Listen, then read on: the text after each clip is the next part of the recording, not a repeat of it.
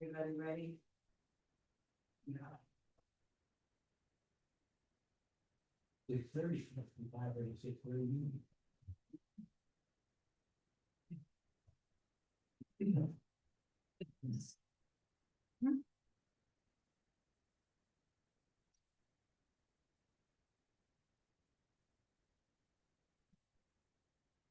Good evening, everyone.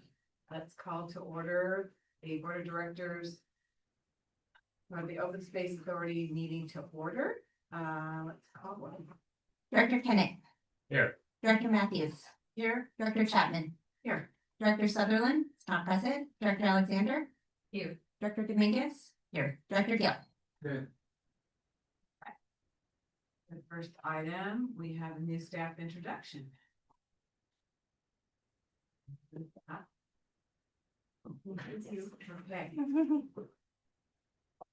Okay. Good evening, directors. We're happy to introduce our new staff accountant, BB Sharma. She came to us from a construction firm where she has been handling all of their bookkeeping, and she started back in late July during the thick of our audit, and has hit the ground running trying to learn our processes. And so I'll turn over and introduce her to the board and let her say a few words herself.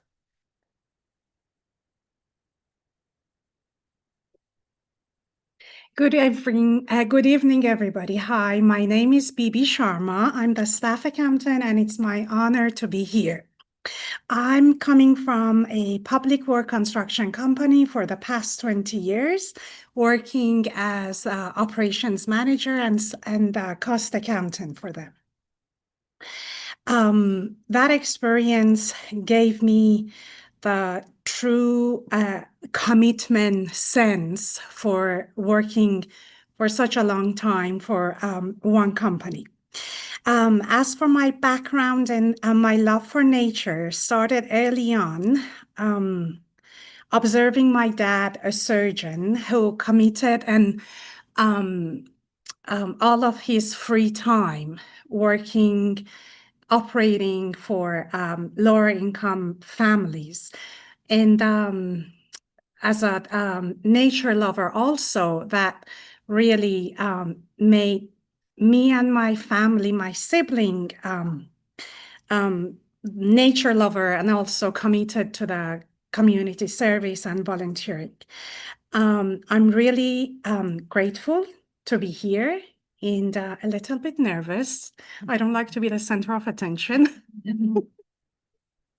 So I also want to thank the whole agency for giving me the opportunity, welcoming me with their support and knowledge, my team, and especially Justina, for being patient and guiding me to be able to support the agency's mission. Thank you very much. Nice to meet you all.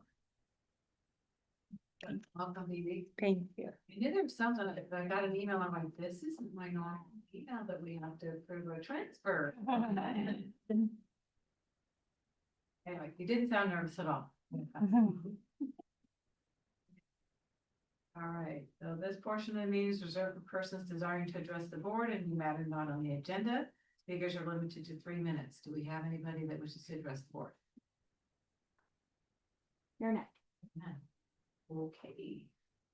All right, then announcement regarding the items to be discussed in closed session will be made prior to closed session. Thank you, Madam Chair. There are 2 items on the closed session in both conference with real property negotiator, details of which are listed on the agenda. Okay, thank you. We will adjourn to closed session then.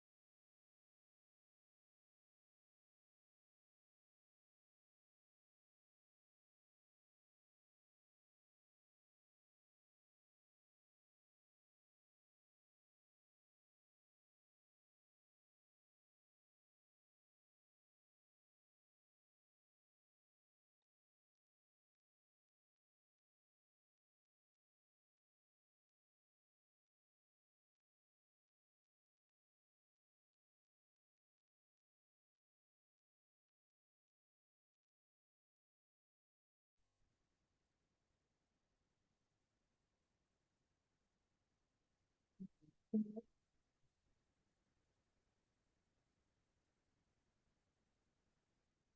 back. So do we have a report from closed session? No reportable actions, Madam Chair. Thank you. On to the approval of the minutes from August 28th. And I get a motion to approve? I'll move to approve.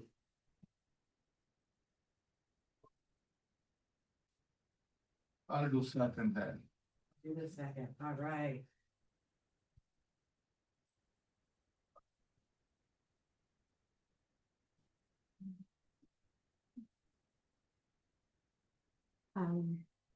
Pardon me 1 second while I add Kathy. Or Director Sutherland.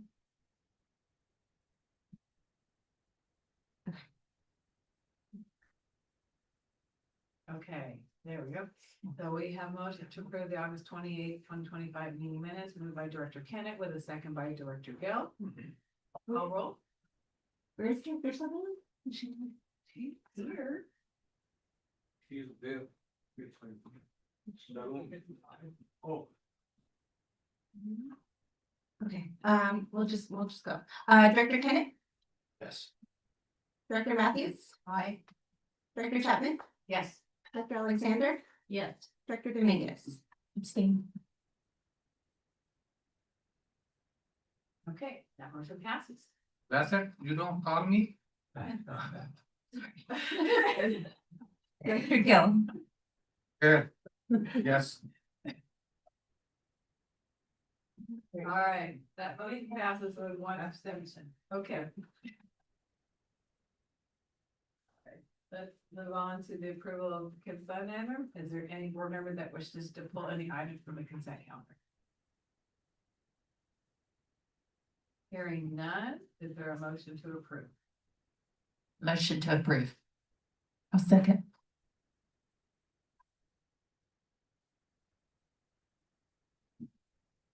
Okay, so we have a motion to approve consent items 1 through 4, including none, moved by Director Alexander with a second by Director Dominguez.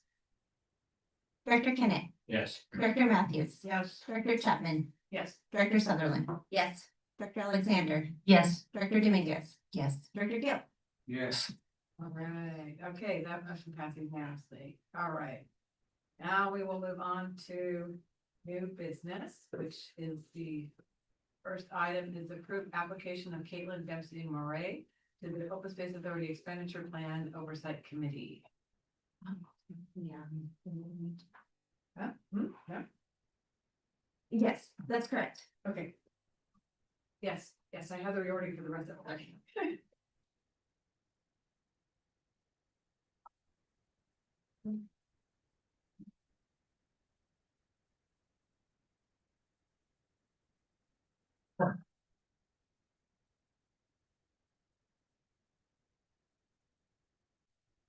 Thank you, directors. I'm Caroline Hernandez, Clerk of the Board, and tonight I'm happy to bring you this item for your consideration. Staff will be asking you to consider the application of Caitlin Dempsey Moraes to fill the vacant position on the Expenditure Plan Oversight Committee with a term ending December 31st, 2025.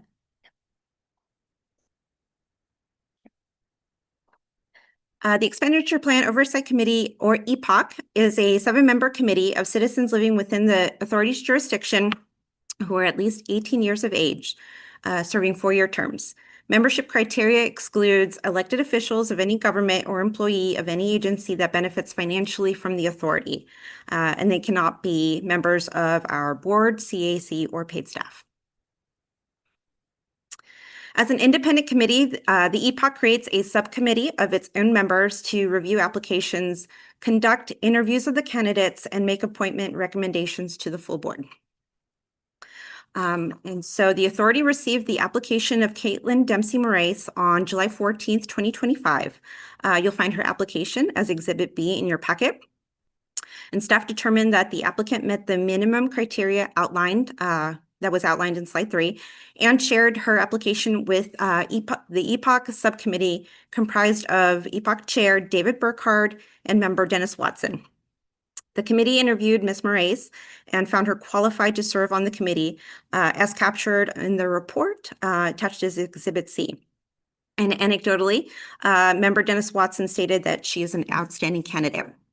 So now I'd like to invite, with the chair's permission, Ms. Moraes, who is here, and have her come up and introduce herself.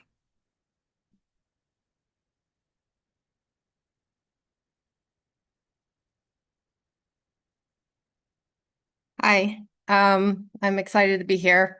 I've hiked a lot, I've birded a lot in this area, but this is my first time at the administrative building.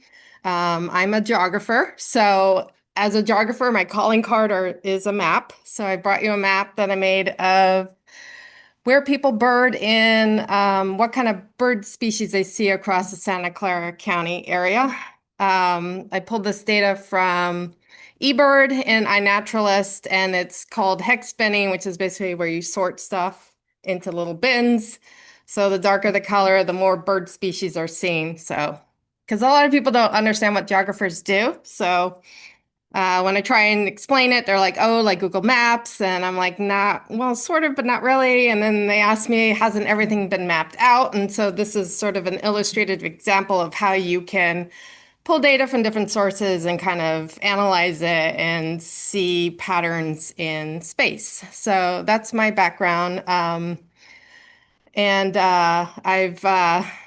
had most of my career has actually been in government at the local level. I was a manager of a technology group down in Los Angeles County, and I'm currently a consultant for a water agency down in Los Angeles County as well. So I do a lot of mapping and real property research support for them.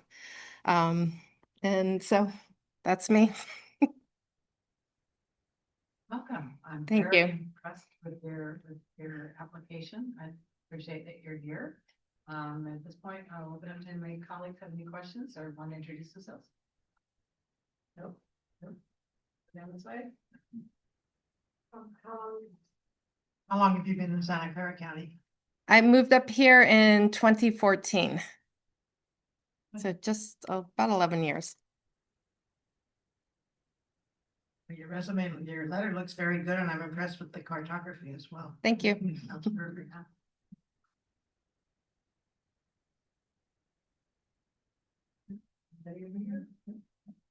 Okay, no questions. Well, thank you.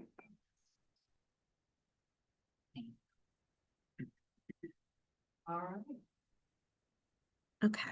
so now we will entertain a motion. Happy to make that motion. She's clearly overqualified. Okay. I'll second. Okay. Nicole. 1 second while I catch up.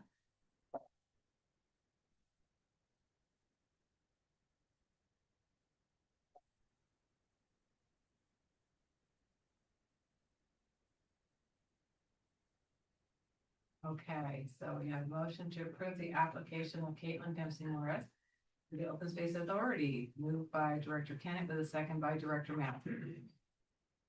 Director Kennett, Yes. Director Matthews. Yes. Director Chapman, Yes. Director Sutherland. Yes. Director Alexander, Yes. Director Dominguez. Yes. Director Gill. Yes. All right, congratulations, welcome. Thank you. And thank you for the map, this is very interesting. Okay, oh, I forgot to say, did we have any public comment on this item? They're not. All right, the next item is, hold on, we are now on to the, and we have a little reordering here. So the next item is approved memorandum of understanding with City of Morgan Hill for public access partnership on El Toro Mountain and accept the trail easement to be granted by West Hills Community Church. You're not Linda. Linda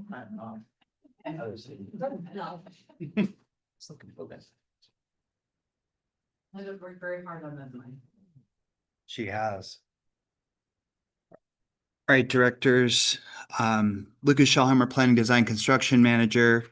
You all know Linda Kwong, Deputy Conservation Manager.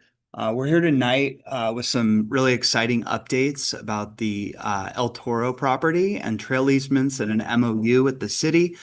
I'd also like to acknowledge Chris Gioni, the Assistant City Manager of Public Services with the City of Morgan Hill, who is here tonight. I think he's planning to say a few words towards the end of our presentation here. We thank him for being here. He's been an instrumental part of this project for over a decade, working with the Open Space Authority and probably the El Toro planning for even longer than that. Wanted to begin with some preserved background on the property, and that'll be pretty brief, and then pass it over to Linda to tell you more about the exciting updates. And that's going to be the big event, is the recommendation to approve these two items in front of the board tonight.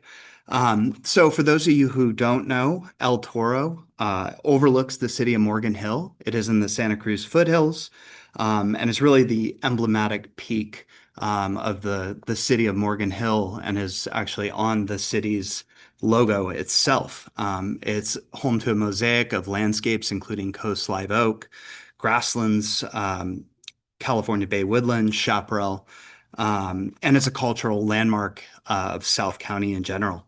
It was identified by the Green Print as a prior conservation priority in 2014, the OSA's Green Print, Santa Clara Valley Green Print. And then El Toro is a highly desired recreational destination for the residents of Morgan Hill.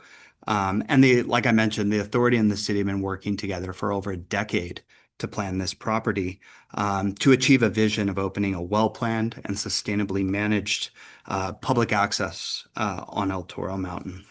So the city owns, as you can see here, about 310 acres.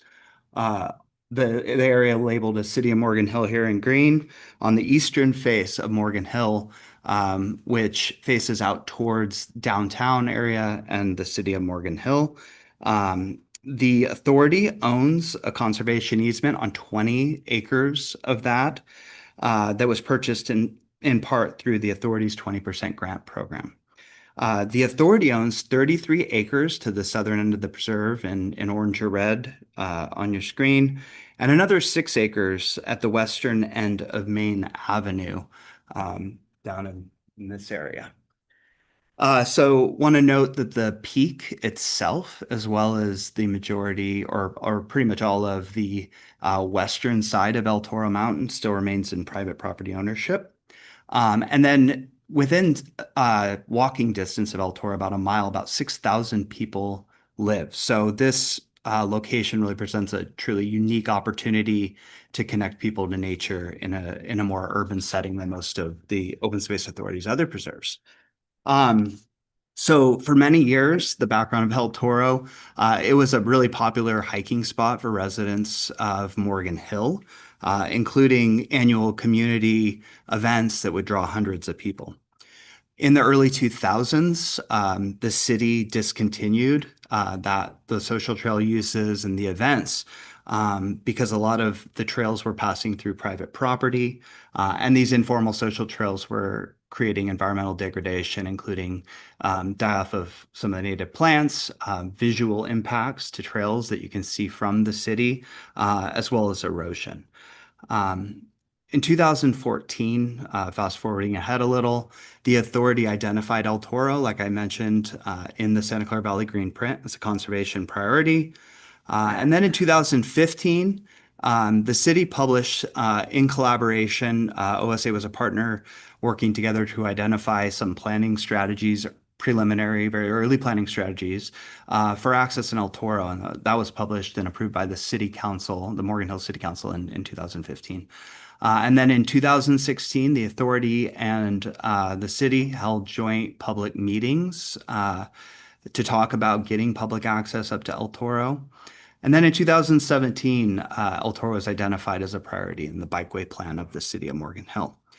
So basically from these planning efforts and this community outreach that happened in 2016 and 2017, the city has been, or the OSA has been looking at securing the necessary public access rights to get access. And a couple of things that were identified during those meetings and those preliminary planning documents was the need for a dedicated parking area to serve the preserve, as well as to consider various access routes, including routes to the peak, all of which require additional acquisitions. These are all addressed in this document up here, the revised El Toro strategy document. So with that, I will share some good news on the front of those acquisitions necessary to get access and pass it off to Linda. Hey.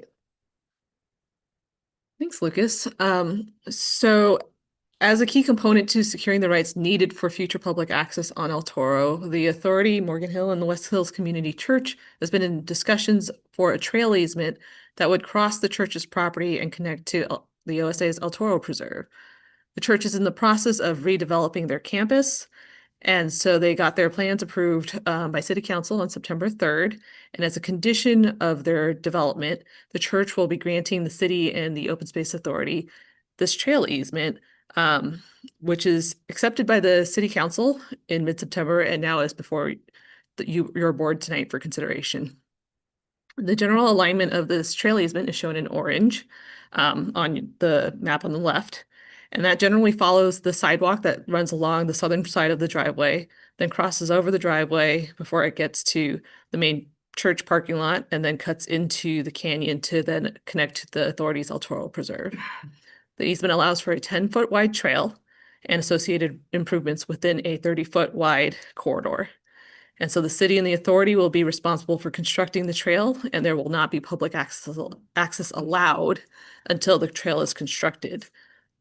This easement is a major piece of the puzzle because it'll provide trail access from DeWitt and Spring. And that's the general area that's been identified in the city's plan for a primary staging area. Although, as Lucas mentioned, the exact location of the staging area still needs to be identified and acquired. The easement does not allow for parking for trail users in the church's parking lots, and it will require that the city and the authority work to prevent public parking from occurring on the church's property. And then talking about a memorandum of understanding between us and the city, as the board expressed at your retreat a few weeks ago, public access on El Toro continues to be a priority for the authority. And the memorandum of understanding before you tonight is between the authority and the city, and it builds upon a major milestone, that milestone of securing that trail easement for the El Toro Preserve. So we've greatly appreciated the wonderful partnership and support that we've had over this past decade plus from the City Council, its leadership, and its staff. And in particular, we're so grateful to Chris Quixote, who's here with us tonight, for his dedication and hard work in advancing this vision. This MOU helps us to formalize our partnership on public access for El Toro and provides an outline of our respective roles and responsibilities moving forward. The MOU leverages our respective strengths. The city will take the lead on all things related to the staging area, including property acquisition, development, and management of that staging area with the authority's support. And the authority will take the lead on all things related to the trails, including acquisition of trail rights, development and management of those trails, and that's with the support of the city. This MOU will then serve as the basis for a future management agreement once we're further along with the acquisition and planning process for El Toro. And that's where we will iron out the details of cost sharing and the operations of the trail. So with that, staff is putting forward 2 recommendations that'll need 2 separate votes. The first being the acceptance of the trail easement from West Hills Church, and the second being the approval of the memorandum of understanding between the authority and the city for our partnership on public access on El Toro. Should the board approve the MOU tonight, it will go to an upcoming city council meeting for approval in the next month or 2. And we will continue to work with the city and adjoining landowners as opportunities arise to acquire additional property and secure the necessary agreements to realize the vision of public access on El Toro. And then if it's okay with the chair, I'd like to invite Mr. Guioni up here to make any additional remarks. Yes. Welcome. Thank you. Good evening. Thanks for having me. I'm not going to speak too long. I know you guys probably have a long meeting ahead of you. We have been working on this project for a very long time. And when I started working with the city, which was a very long time ago, we were kind of working on our own, but we quickly realized we could get a lot farther if we work with some of the experts, which is the staff you have here at the Open Space Authority. It's been a a pleasure to work with them. A lot of it has taken a lot of time to iron out some things that seem really easy, but it takes some time. But this new easement that we are acquiring is going to be the key to moving this project forward at a faster pace. So we're excited to be working with you, and just want to thank all the staff at the Open Space Authority for helping us.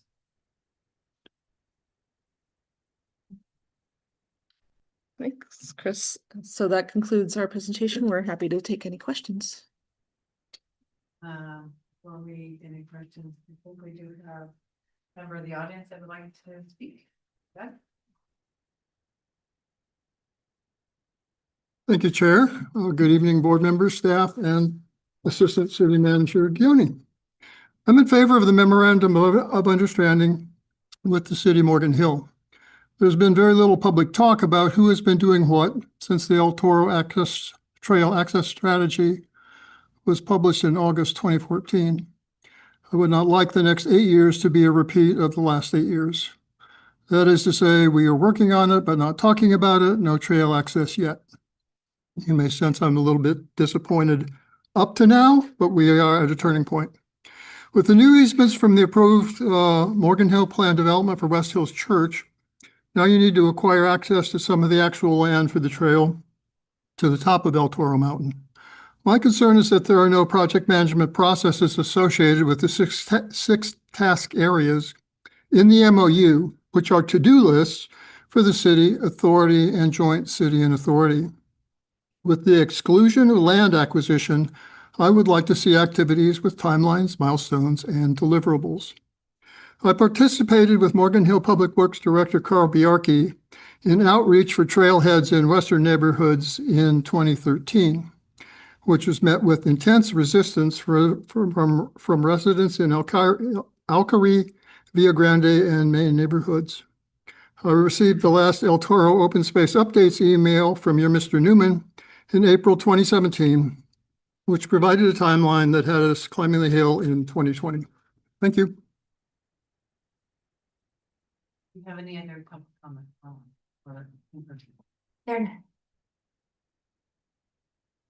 Did my colleagues have any questions or any comments?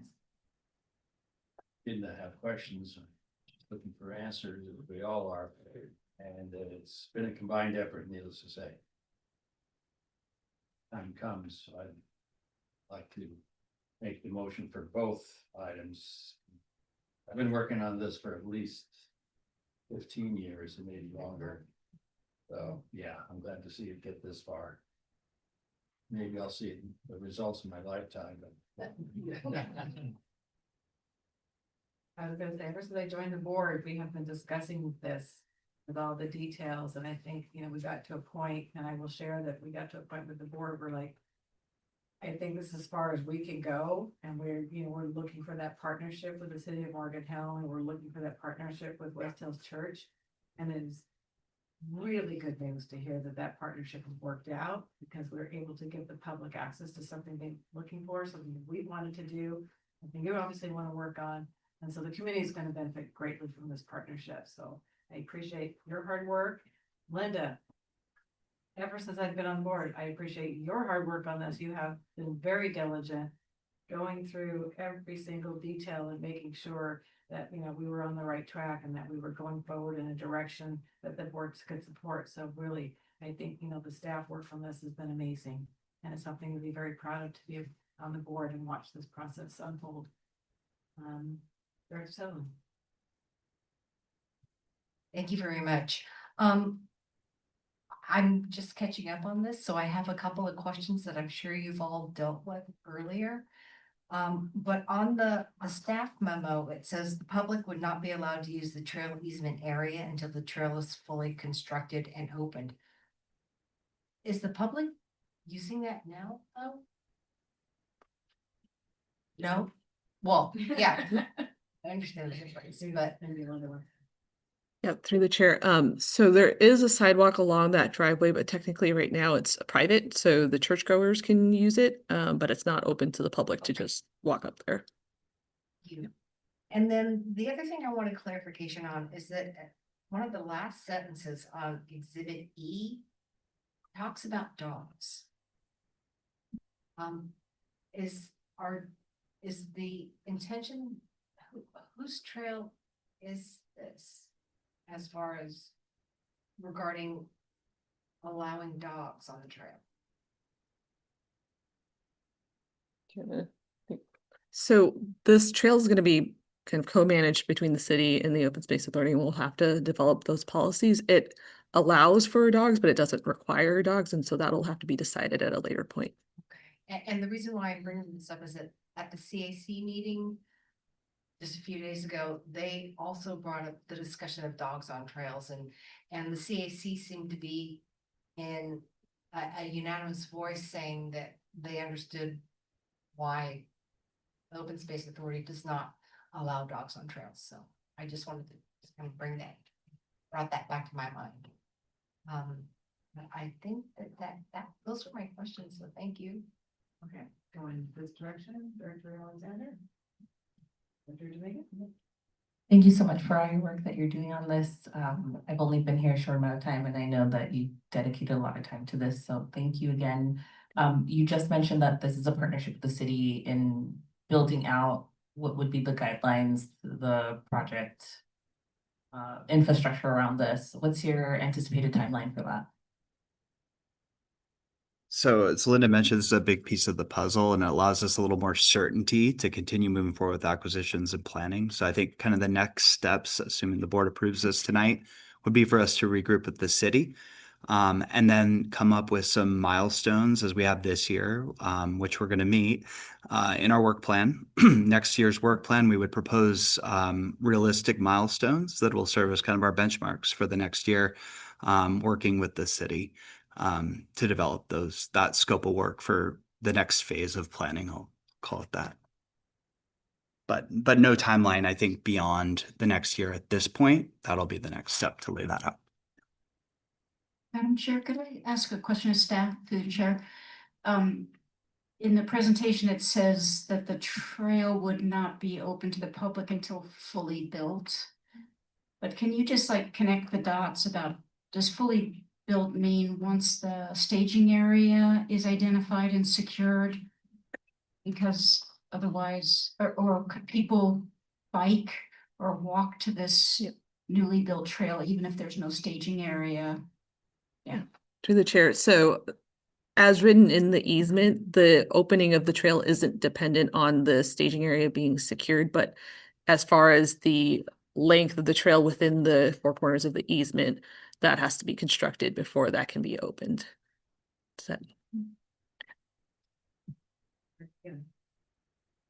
Actually, this is really a great news because I started this agency 2007.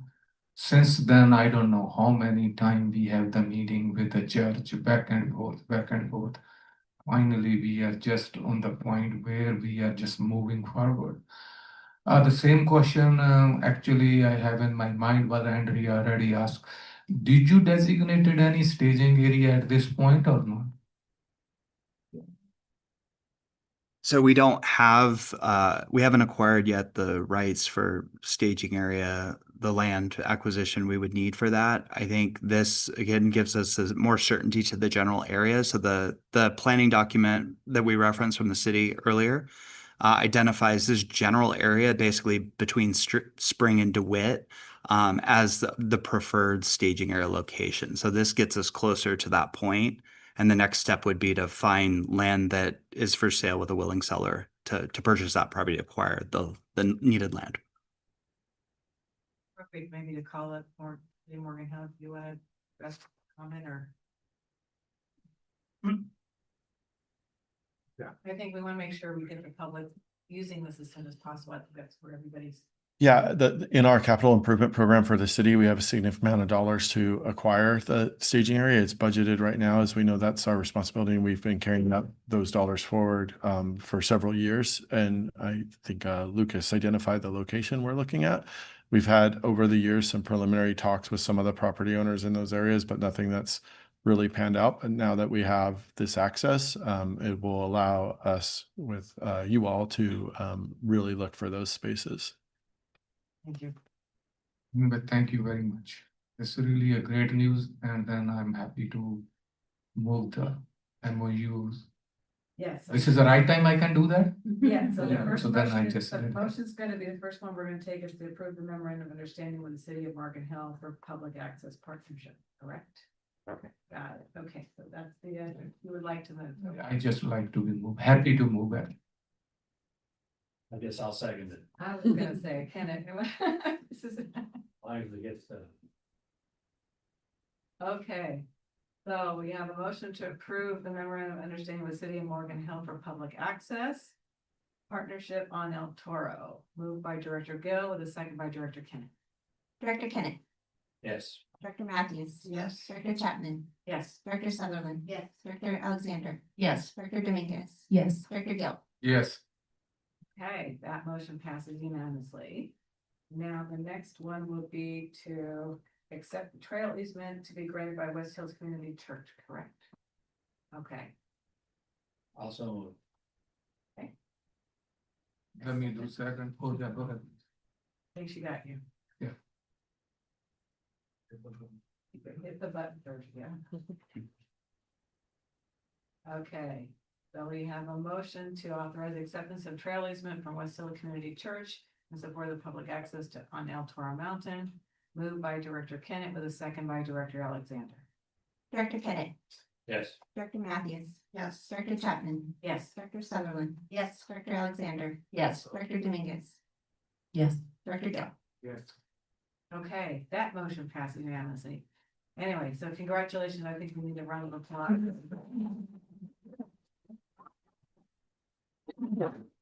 For a long time coming, but anyway, congratulations to everyone. We're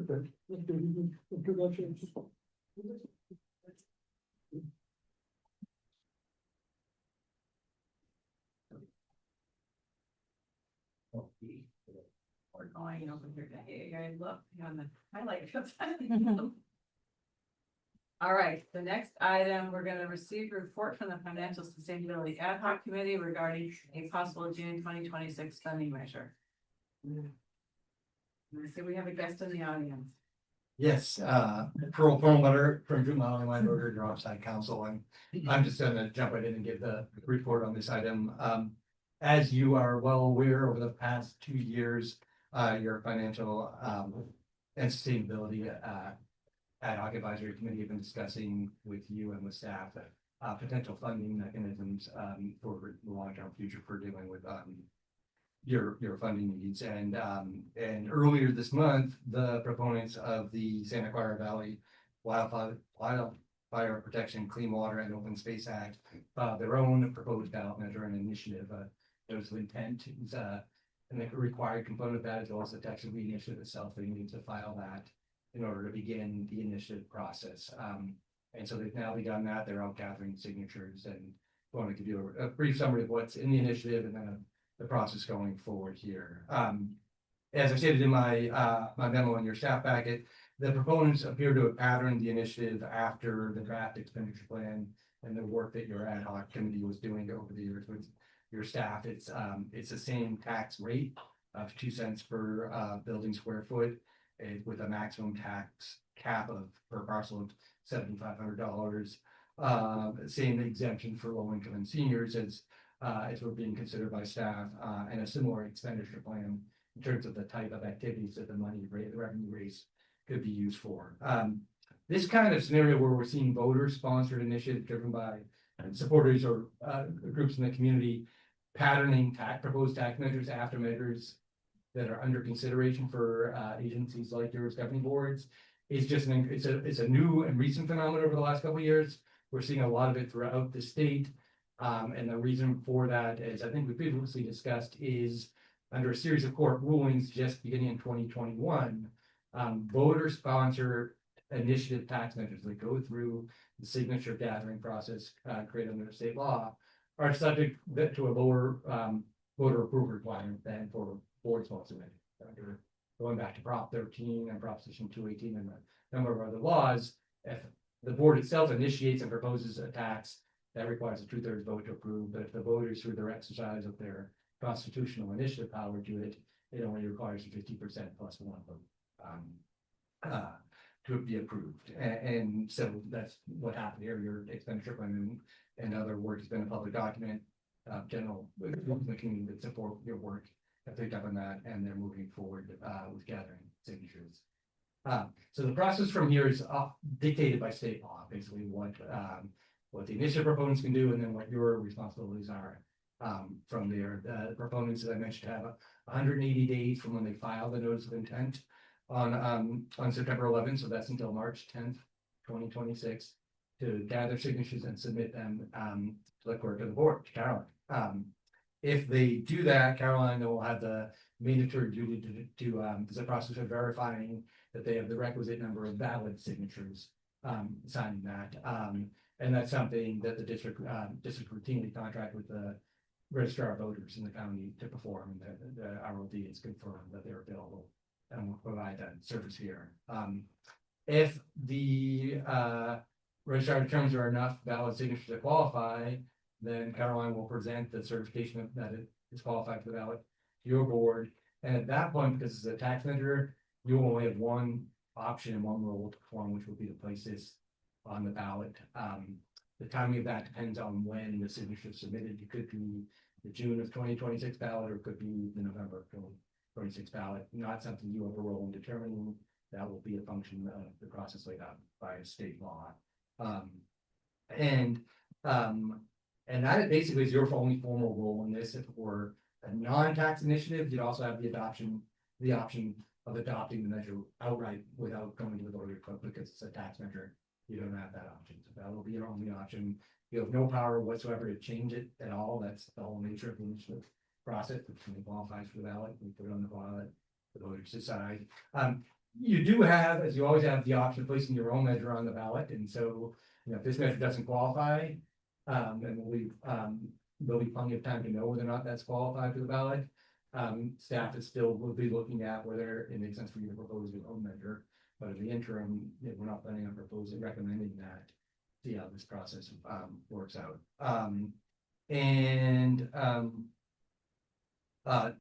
I think the only thing I want to say at this point is that we've advised you with respect to Measure T and Measure Q in the past. There are a number of limitations under state law that limit the ability of the authority as a whole, including the board and your staff. There's already prohibition on spending public resources that campaign or advocate for or against a ballot measure. Most of those prohibitions kick in now, even though the measure is not yet qualified for the ballot, but simply because the proponents are out there gathering signatures. Those restrictions apply now. So the board can't use public resources to campaign. This dais where you're all sitting includes the public resource, so you can't advocate for or against the measure here. You do have the ability under state law to take a position endorsing or opposing a measure.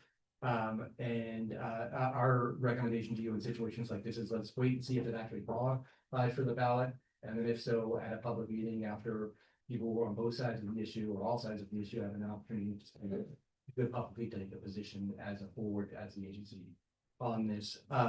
You continue to have as individuals, and I put in some in my memo, your First Amendment rights when you're not acting in your official capacity, so not from the board, but when you're on the street, to state your position, to sign a petition, and to answer questions for your constituents about what you're going to do in this, but you can't, and your staff cannot use public resources to promote it.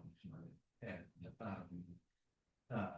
there's no further action or no action at all required of you at this time. And I'll just stop there and see if you have any questions. Okay. Thank you. We appreciate this. It's an exciting update. But again, this is an informational item, so there's no action for us to take at this point. But thank you, Pearl, for providing that background. My one question was, I just want to make sure I got this clarified. So if it does qualify, Carolyn is going to be validating the signatures? Yeah. So that, and I see why I'm confused.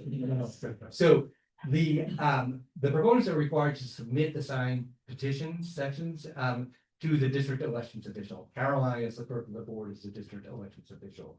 In theory, the district elections official verifies signatures, but in practice, that verification district clerks contract with the registrar of voters, the county, who does that. They basically do it for all measures. In theory, the city clerk is responsible for verifying signatures in cities, they don't do that in contract with the registrar. The registrar, of course, does it for the county itself, but for any other measure by any special district, it's actually the registrar that performs that function. They're very good at it. They have the staff, and we'll be working closely with them and Caroline on that process. But Caroline's role is really kind of a nominal formulaic one, but it's the registrar that actually does. Okay, thank you for the clarification. I think you have a whole new job title. Okay, are there any questions for any of the board? And we do have public comment, so, do we go ahead, that one first? Thank you, Chair. Again, Doug Muirhead, Morgan Hill resident. I am dismayed that an outside group can be allowed to override this agency's governance processes and preempt your thoughtful and lengthy consideration of the authority's growing revenue needs and potential funding mechanisms. I reviewed your August 28 board presentation to make sure that I had heard correctly that there was no action recommended for the board to take. Over the next 4 to 6 months, staff would continue to evaluate whether a tax measure was sufficiently feasible to achieve a 2/3 vote, potentially including additional polling, and continue its public education and stakeholder outreach. The board has until Friday, March 6, 2026, roughly 5 months, to place a tax measure on the June 2026 ballot. Based on the letter from Mr. Perlmutter, should the external petition have sufficient ballot signatures, you are forced to place it on the ballot without any modifications. You cannot object, even if it does not align with your plans nor with your timing. And I suspect that the option to also place your own measure on the same ballot would just cause confusion and defeat of both. This external effort appears to me to be a tactical maneuver to get money for you with a simple majority vote of 50% plus 1, rather than your traditional 2/3 requirement. That 2/3 support is something you have celebrated over and over again throughout the years of your previous 2 measures.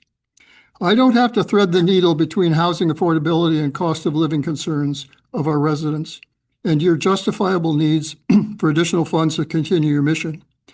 But I would like you to not enable this outside preemption. Unfortunately, the recent exchange about verifying signatures means my next sentence is useless, perhaps by not contracting with the county registrar of voters to perform the signature verification function. Sadly, I have no positive suggestions, but I am very upset with this usurping of our governance process. Thank you. Questions from my colleague? Nope, no. Questions over here? Nope. Nope. Okay. And through the chair, just if I may, in response to the public comment, just clarify, please. The legal process set out is just dictated solely by state law. This is a process that you have no power to do anything different about. And if we didn't contract with the registrar of voters to perform the signature verification function, Caroline you'd have to hire staff to do that yourself. You cannot.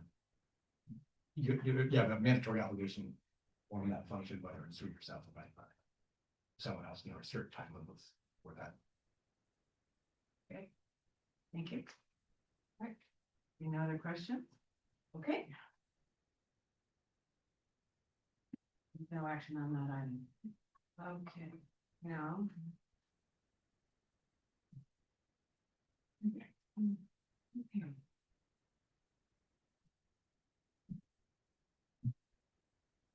Oh, that's how we choose. All right, we're going to review and accept the responses to the expenditure plan oversight committee's fiscal year 2023-2024 oversight report. Justina. Good evening, directors. Justina Teen, Fiscal Services Officer. As you may recall, the EPOC Expenditure Plan Oversight Committee presented the annual oversight report for fiscal year ending June 30th, 2024 to the board on July 24th, 2025.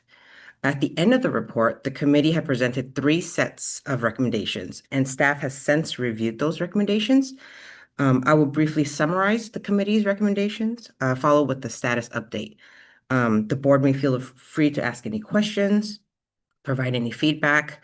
The goal of tonight's meeting is to provide an update on the actions taken so far by staff in response to the recommendations and seek any further input, if any, from the board. And so the first set of recommendations was in regards to the transactions that go to Epoch for selection for auditing. They have requested, considering the exhaustive list that's provided to them, to remove all transactions less than $1,000 from the list. They would just only review and select samples that are above 1,000. They also asked that the transaction categories align with the expenditure plan categories 1 through 4. So currently they were reviewing acquisitions or land improvements or land operation management and operation expenses or grants. And so the thing is they were having a harder time aligning with what is allowed under the expenditure plan. So they've asked staff to realign the expenses and recategorize expenses to be along the expenditure plan categories for ease of review. And so in response to those two, easily done, we can totally do that. So we will be removing, not including any transactions under $1,000, as well as recategorizing it to expenditure plan 1 would be related to protection and conservation of natural and working lands. Any transactions related to EPC 2 would be protection and restoration of water resources. And then EPC 3 would be transactions related to new public access projects, operations and maintenance of existing preserves, and environmental education programs. And then the last category would be transactions related to disbursements made under the Urban Grant Program. And then the second set of recommendations was related to the cover sheet. So Epoch has a cover sheet, which they fill out as they are reviewing the transactions, the invoices, the checks that they're reviewing. And to help streamline their review, they've asked that we added a few clarification language in the sheet. And so all of this would be an effort to provide clarity, to avoid any confusion as they're reviewing their documents, and make it easier to kind of read through when they see an invoice or a grant. The lines in the cover sheet says exactly that, so they know exactly where to fill out their notes and their responses. And so we will be working on editing the cover sheet. And then the last set was related to the payroll and time card audit. So for the past 2 years, the committee has started reviewing our time cards. And they have asked that staff provide the most recent RACI document with each selected transaction, if available, and also to change some language in specifically line 8 of the cover sheet. So again, to help answer the question, does the number of hours or labor costs appear appropriate to the staff levels projected in the RACI?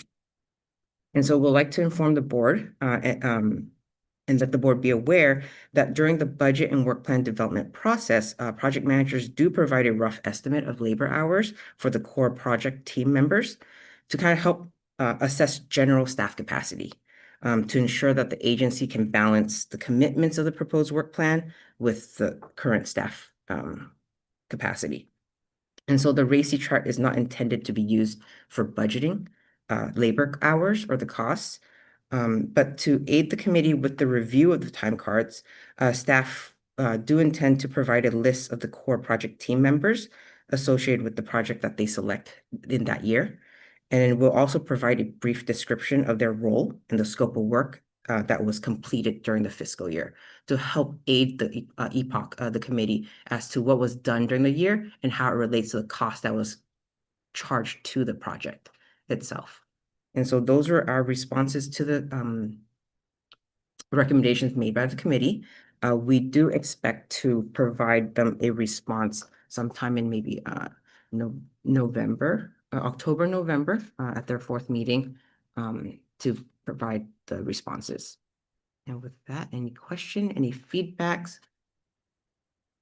This is the first time they're actually reviewing time cards? They did it last year as well. This is now the 2nd year that they've done it. Yeah. That's interesting, because then you're balancing the amount of work level put in, and put in to see if it matches and it comes in within the budget. So, Yep. that's a good idea. Any questions? So, so how often is it doing the audit? Yearly or what? Yes, annually. Epoch reviews it each year. What, any set time for yearly? They review the fiscal year, the prior fiscal year. Fiscal year, that's why I'm thinking might be, it should be 24, 25, but you have 23, 24. So the thing is, let's see, so in January, they started reviewing, and that would have been reviewing the June 30th, 24. So then now we just closed the fiscal year of June 30th, 25. Yeah. We just finished our audit back in August. The board would be expected to receive the audit in November of 25. And by then, January 26th, the Epoch committee gets it after the board. So the timing, there is a bit of a lag. Thank you. Mhm.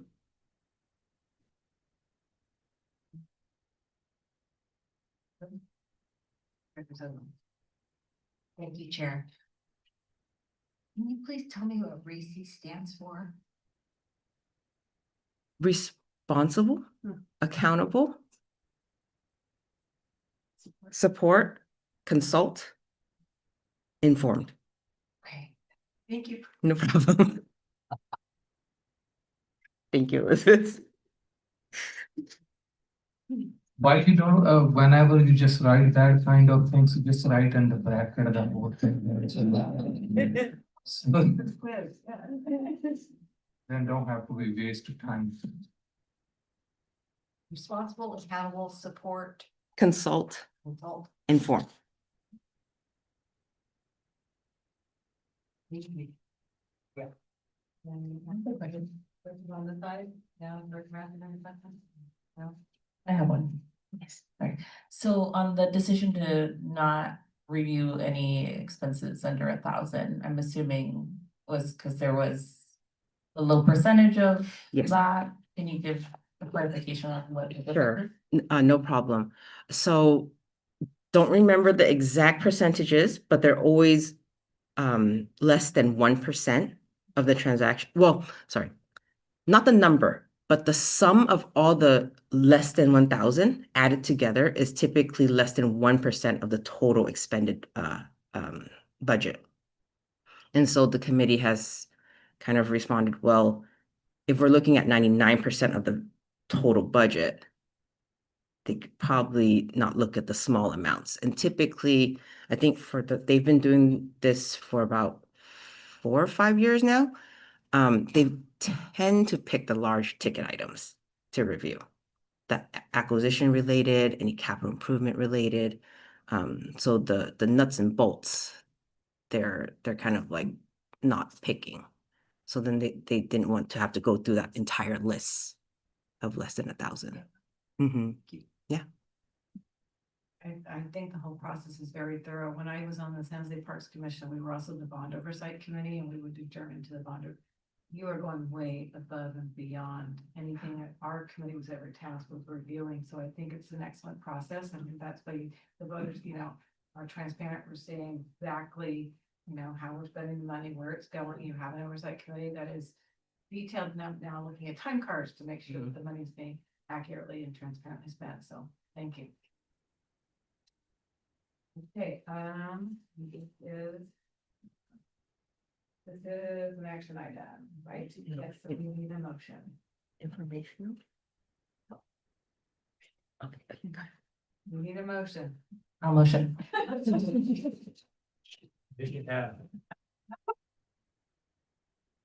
Alright. Was that it? Make it happen? I think that's is that a motion? It's not El Toro, but let's not fight over this. All right, so we have a motion. Do we have a second? Oh, I thought that was the second. Yeah, all right. Okay. Director Kenneth, Yes. Director Matthews. Yes. Director Chapman, Yes. Director Sutherland, Yes. Director Alexander, Yes. Director Dominguez, Yes. Director Gill. Yes. Okay, that motion passes unanimously. All right. Thank you. Yeah.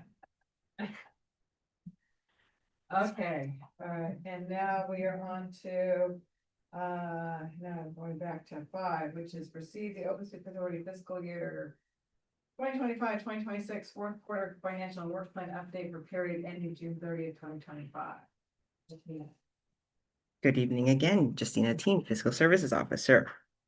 Tonight, we are reporting on the fourth and last quarter of fiscal year 24-25.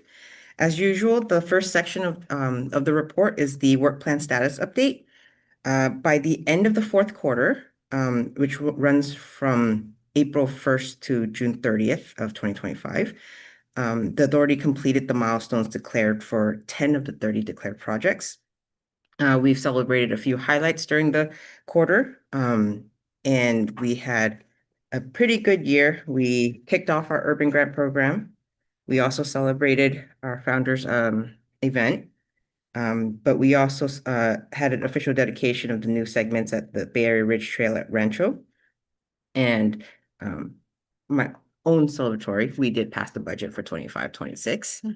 And then for the second section of the report, it's our usual profit and loss, budget versus actual, as well as a balance sheet. And by June 30th of 2025, the authority expended a little over 14.7 million, or about 79% of the approved budget. Cumulative ending carryover balances, which includes District 1, Measure Q, Measure T, is approximately 28 million. More details are available in the exhibits. I am available to answer any questions.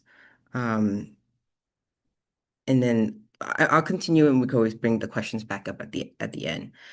The last section is the quarterly reports. As required by the agency's investment policy, the monthly statements are provided to the board in the packet on at least a quarterly basis. At the end of the fiscal year, June 30th, 2025, total market value was approximately 15.4 million. We incurred about $4,180 in management fee with our financial advisor, Chandler Asset Management. Overall, the profit is yielding an average yield to maturity rate of 4.08%. That's up from 4.03 last quarter. The Federal Reserve did cut rates by a 0.25 percentage point last week. Officials have signaled also that there might be 2 more cuts this year. Regardless of the cuts, though, Treasury still remain one of the safest and allowed securities a public agency can invest in. And staff is working with Chandler to determine the best strategy for the coming months to best maximize return by locking in the higher rates, but then ensuring that not locking in too long, because we want to maintain the liquidity to fund any expenses in the foreseeable future. And so we're working on that as well and with Chandler. But other than that, I am opening the floor for questions regarding our P&L or the best of my ability, the investments as well. Mike, do we have any public comment? Any questions? Yes. Okay. Thank you. Oh, make her stop. I was wondering if there were a couple of things that caught my eye. One is for CD Camp and the Second Stone project and the dam. Why was the dam work suspended? That I'm looking at the quarterly work plan and financial update. Did I understand that correctly? So one is suspended. Okay, let me look. The projects I'm not as well versed as the numbers. I just wrote it on a sheet, so I don't have the page exact. Is this the Laguna Seca Dam decommissioning plan? Is this the one that you're looking? Yes. So I personally do not have an answer for. One thing I did want to note, though, is because this is reporting on Q4, for any projects where not 100% of the milestones were completed, I would mark them as delayed. Now suspended is a whole different. Yeah. Can we come back to the question? Maybe give. Yeah, and then the other, I'll look for it here. Okay. But the other question I had is the travel budget. Seems to Yes. be way more than Yes. estimated. So can you give us a little Yes. bit more information Yes. about that? I know the answer. So during our budget and work plan development process, what we do right now is we currently give an allowance to staff for professional development, not personal, professional. And that would be inclusive of any type of travel expenses, as well as the webinar fee, whether it's the conference fee. And that gets lumped up and put into the professional development budget line. So then as a result, when it actually gets to recording the expenses, if it is lodging or travel airfare, we do book it in the correct general ledger line. And so therefore, it seems over budget, but then if we come down to the professional development part, it's going to be under budget. It is something we are aware of. We are looking to change that in fiscal year 26-27's budget development of how to better parse that out by looking at historical data of perhaps the proportion of the allowance, what is actually towards travel versus what's the actual fee for the professional development. Thank you. Yeah. That all makes sense. Yes. I knew there would be a good reason for Yeah. that. So you will be seeing it perhaps one more year, which is the current year, because we were still doing it the old way. Thank Yeah. you. Mhm. And if other people have questions, I'll look and see where I saw the suspension of the dam. Be sure it was. And now I might turn it over Did I to Erin. speak something? My brain has been kind of like mushy. Oh, great question.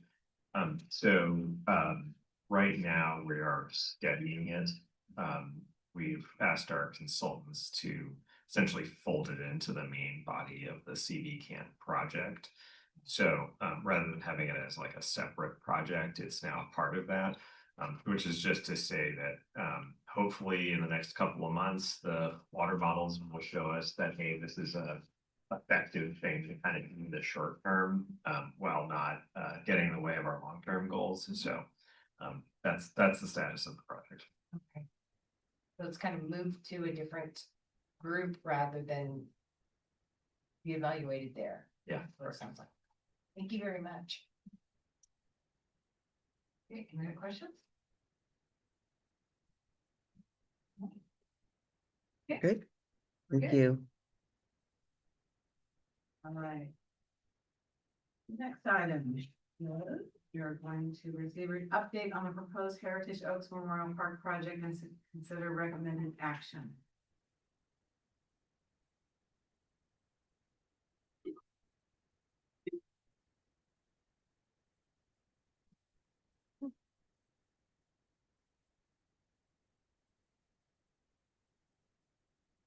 Good evening again, directors. Lucas Shalmer, Planning Design Construction Manager, here with Lena Ian, Conservation Policy Specialist.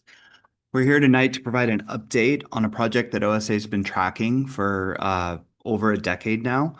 And that is the Heritage Oaks Memorial Park project located in the city of San Jose, just to the west of Coyote Valley within the AB 948 Coyote Valley Conservation Area. We're going to give you a bit of a background on the project. It's, again, a decades-long project. It's really complicated. It's really big. What is currently in front of the city in terms of development process, and planning approvals, environmental review. We're going to go through that really briefly. Again, there's a lot. So if we need to follow up afterwards with any questions, we're happy to do that. After this meeting, happy to share the slides and information where we can find additional documents. So we'll start with some background on the project itself, and then talk a bit about kind of recommended next steps on looking to get some direction from your board tonight about those next steps, and give you some planning and policy context as well. So the Heritage Oaks Memorial Park project is located here in red. It is within the city of San Jose, but outside of the urban growth boundary. It's a 275-acre site on the southwest side of Bailey Avenue, access from McKeon Road, and it's adjacent to the Coyote Valley Open Space Preserve and Calero County Park. And the proposed project includes construction of a, not shown here, a recycled water line that would extend from the Metcalf power plant over here, along Monterey Road, up Bailey, and then connect to the site along Laguna Avenue. It's adjacent to conserved lands on all sides, including the Coyote Valley Conservation Area's master plan area and a number of wildlife corridor and habitat enhancements projects, some of which are shown here, that OSA has been collaborating on over the past decade plus.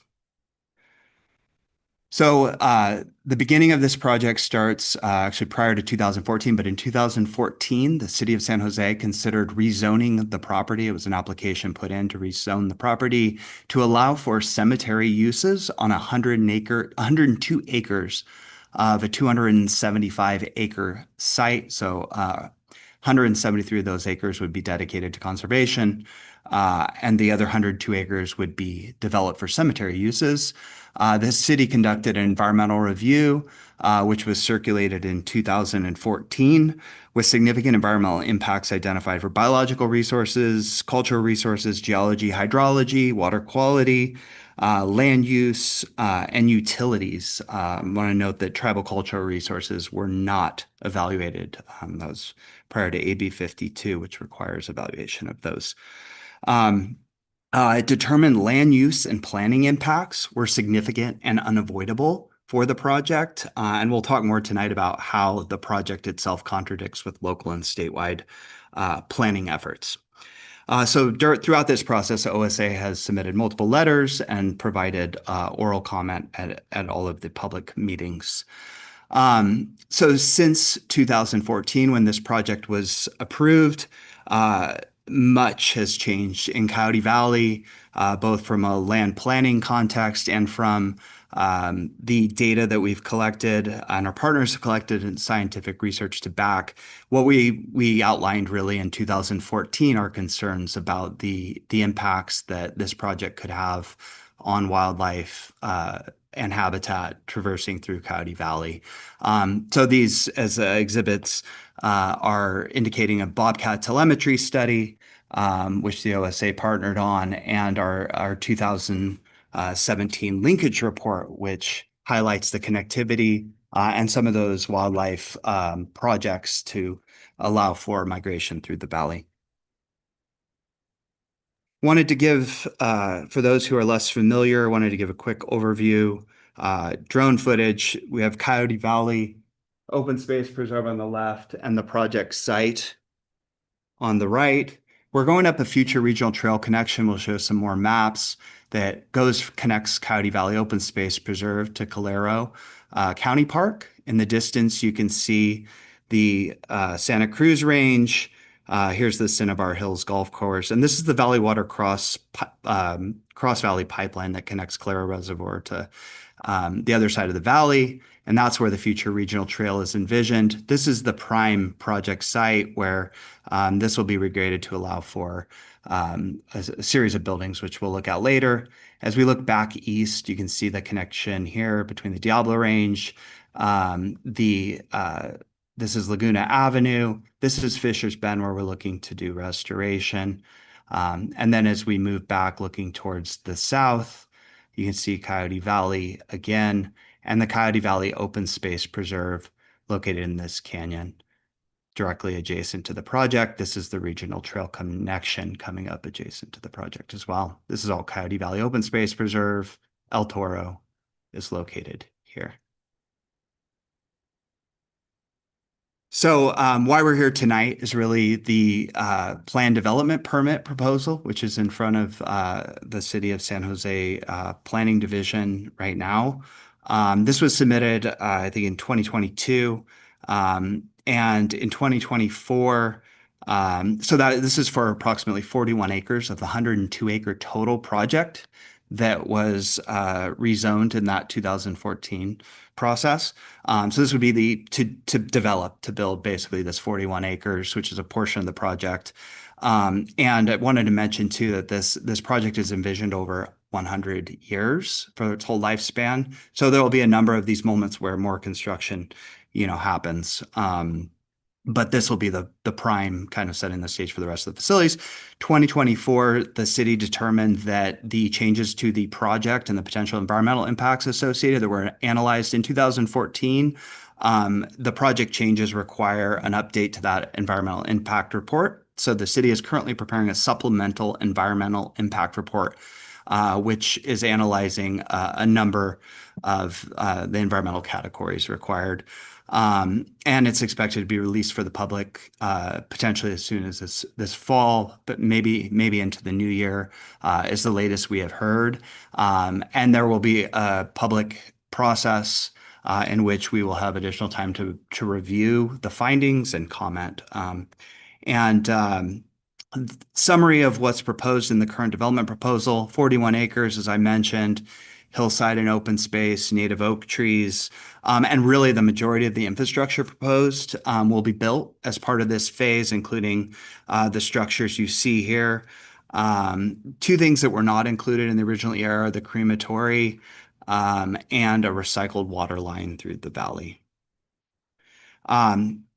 Sense of context, again, here is the project site and location of Coyote Valley, adjacent to Calero, County Park, Coyote Valley, and showing that wildlife connectivity in the Coyote Valley Conservation Area, as well as the prime farmlands throughout the valley floor.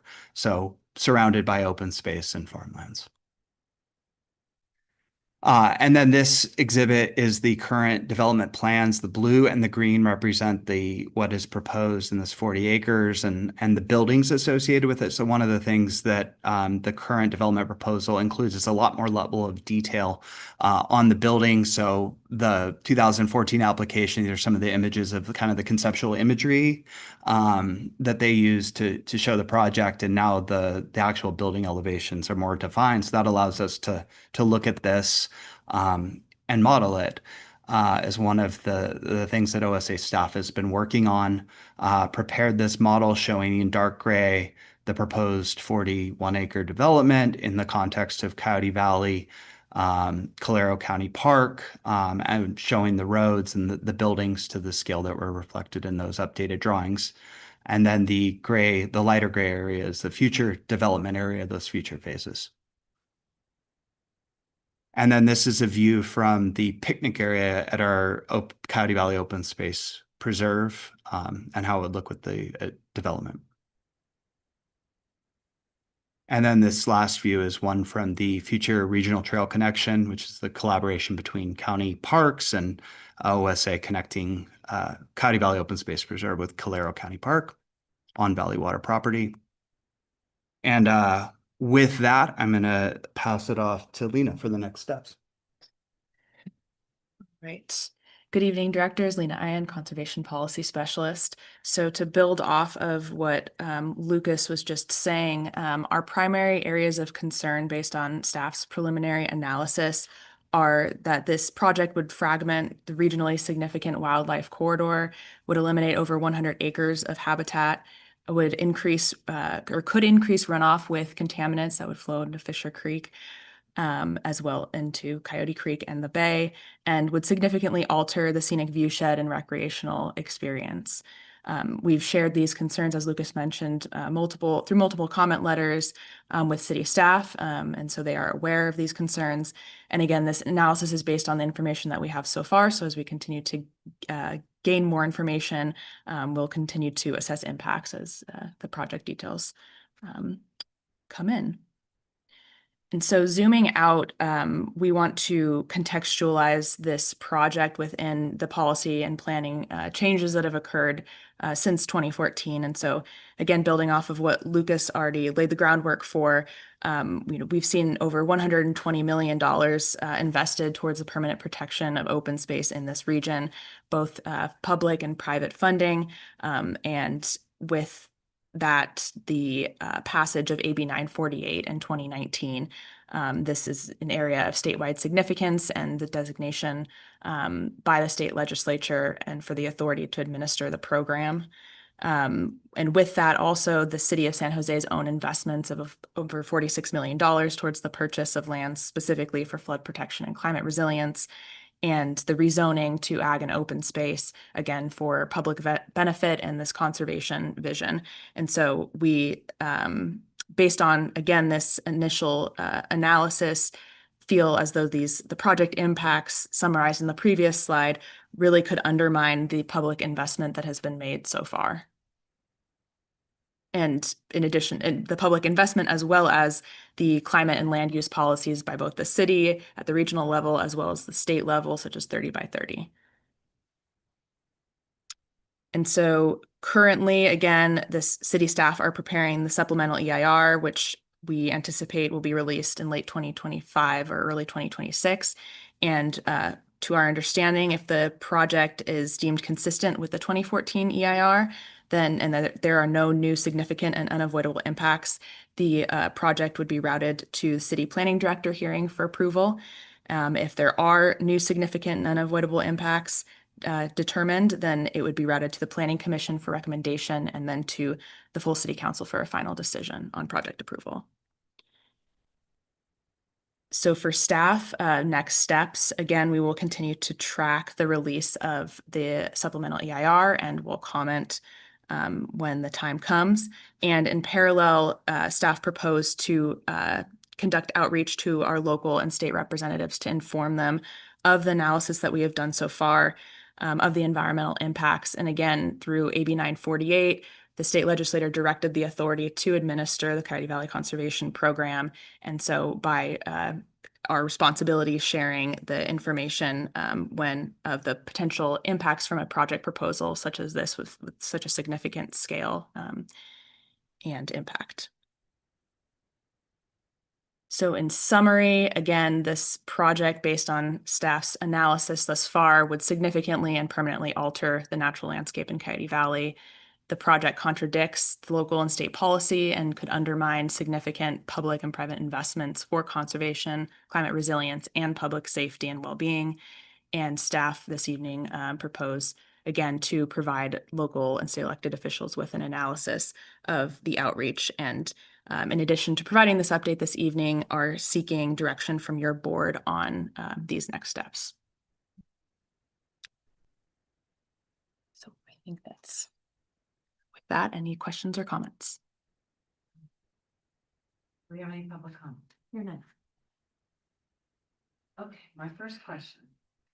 Recycled water line, is that purple pipe? My understanding, limited understanding, because there's very little details about the plans, is that yes, it would be purple pipe. To my knowledge, have we done any purple pipe anywhere in this vicinity close within a mile or so? I'm being a little facetious here, but I don't recall they investing in purple pipe any recently. So I'm just wondering, this kind of sets off the, in my head, that's attached to the project, so is that under this has the supplemental environmental review, so would that be analyzed and any impacts of putting that water line all the way up, would that be analyzed as well? So yes, it was not analyzed under the original environmental impact report. And as part of the scoping comments for the supplemental environmental impact report, it came up as something that wasn't included in that project. And so it appears now that it is being analyzed. It was added to the project to be included and analyzed under the supplemental environmental impact report. And that would come from Metcalf Energy Plant and go up Bailey and serve both the cemetery as well as the adjacent Cinnabar Hills is how it's been described. Golf course, Cinnabar Hills Golf Course, which is existing adjacent to the property behind Coyote Valley Open Space Preserve. Excuse me, Madam Chair, could I ask counsel to just address his thoughts on that addition? Well, we have an existing EIR that was already approved, and so there's changes in the project. And as Mr. Schellheimer indicated, this purple pipe, that part of the project's been added, so it would have to be analyzed in the supplemental. The question then will be, what are the significant impacts of doing that? Everything from growth inducement to, what other impacts there are in actually building the line in that area. So that would presumably be in that supplemental EIR. And then if it's not adequately addressed, people will be commenting on that issue. Yes, because to my knowledge, I don't think the city of San Jose is putting any purple pipe anywhere. Okay, you're agreeing with me, okay. I just, in the time I spent with the city and time I've spent, looking at development projects, and there's a lot of development projects that could benefit from purple pipe, and it's kind of interesting to me that they would put purple pipe to a cemetery when they can't build one to a high density housing project. Okay. So I'm glad that this, and that was a big part of my comments, to make sure that's included and it's analyzed, because the construction of this purple pipe, the length of that would cause some significant intrusion into some of the project work we're doing. And I would think along the Waterway corridor and, various different things that we're working on right now. That was the first thing that came to my mind. That was it. That's kind of the big one for me. Anybody this way? Director Gill? No. No. Director Dominguez? I don't know. Oh, you coming? Okay. Very good. I think not. Okay. But that's okay. I think they're looking for input at this point. Yeah, and similarly to your concern about the purple pipe, I'm also concerned, it sounds like they need to get PG&E to go out there. Is that No, it's PG&E's, there's enough transmission power? No, but PG&E's always gotta get in and do their. yeah, there's infrastructure. Okay. Okay. But the other thing that concerns me is that it looks like they're for the 100 and something acres, you're breaking these off into smaller pieces. And that since this is a 100-year project, I don't know if there's any way to make them look at the entirety of the project. Because I think doing things piecemeal is not a good way to go. Through the chair, they have to address the whole of the project in the environmental analysis. So it's a very good point that you raised, but it should be addressed. And I think it's something for me and staff to be able to work for. And then who's doing the analysis for the SEIR? It's the consultant, Lucas, do you remember? Oh, the city consultant. I don't recall. Okay, and I guess what I'm wondering is, you've got the applicant here who wants to do this. The city is saying you need to do a supplemental EIR. And where's the who's who is influencing all of this, right? I'm assuming that the applicant is talking to the city. And then what is the city's position on this? Other than to ask somebody else to do this work? Well, go ahead. You're I the don't think sneak the whack. city has stated an official position on it. They're going through the environmental analysis. It'll go through a review. The staff will make a recommendation. So at some point, the staff is going to make its recommendation clear as to whether to approve or disapprove or modify the project. So that's TBD. And that would be the planning staff to make the recommendation. Thank you. And if I may, through the chair, just add this, the city would be directly hiring that consultant to serve the city's environmental review process, and they're ultimately the ones responsible for making that determination. I think what we're trying to avoid is a planning director's hearing, because that usually is just administrative and it doesn't have a lot of outreach built into the process. You probably want something that's a little greater outreach, more public involvement. I mean, you can go to planning director's hearing, but not many people know to do that. That's right. It's usually effective. Yeah. Director Matthews. Well, maybe I missed this part, but if you said it may take just a director's hearing, that means this project is already within the zoning and the general plan. designation? In other words, they would not need a zoning change or a general plan amendment? That is correct. The project has been rezoned and conditional use permit for the Conditional project use has been approved already. It was approved before all the work that we did. So as a follow-up to Director Sutherland, when are you anticipating the authority to take a more formal stance? The next steps would be for us to begin outreach to elected officials. And that's kind of what the recommendation is to the board tonight. As Lena describes, that would be local and state officials, inform them of the project and our initial analysis. And then once a supplemental environmental impact report is released, we can review that and prepare a more detailed analysis of those findings. And we will provide comments on that as well, which would be submitted to elected officials as well as through the public review comment or any public hearings that happen. One question, I think the crematorium is also new. And I don't know that you mentioned the environmental impacts from that, but aren't there also environmental impacts from releasing CO2 and some chemicals and? Yeah, our understanding is that there are potentially environmental impacts from the crematory, and that would need review of the Bay Area Quality Management District as well, because it wasn't reviewed.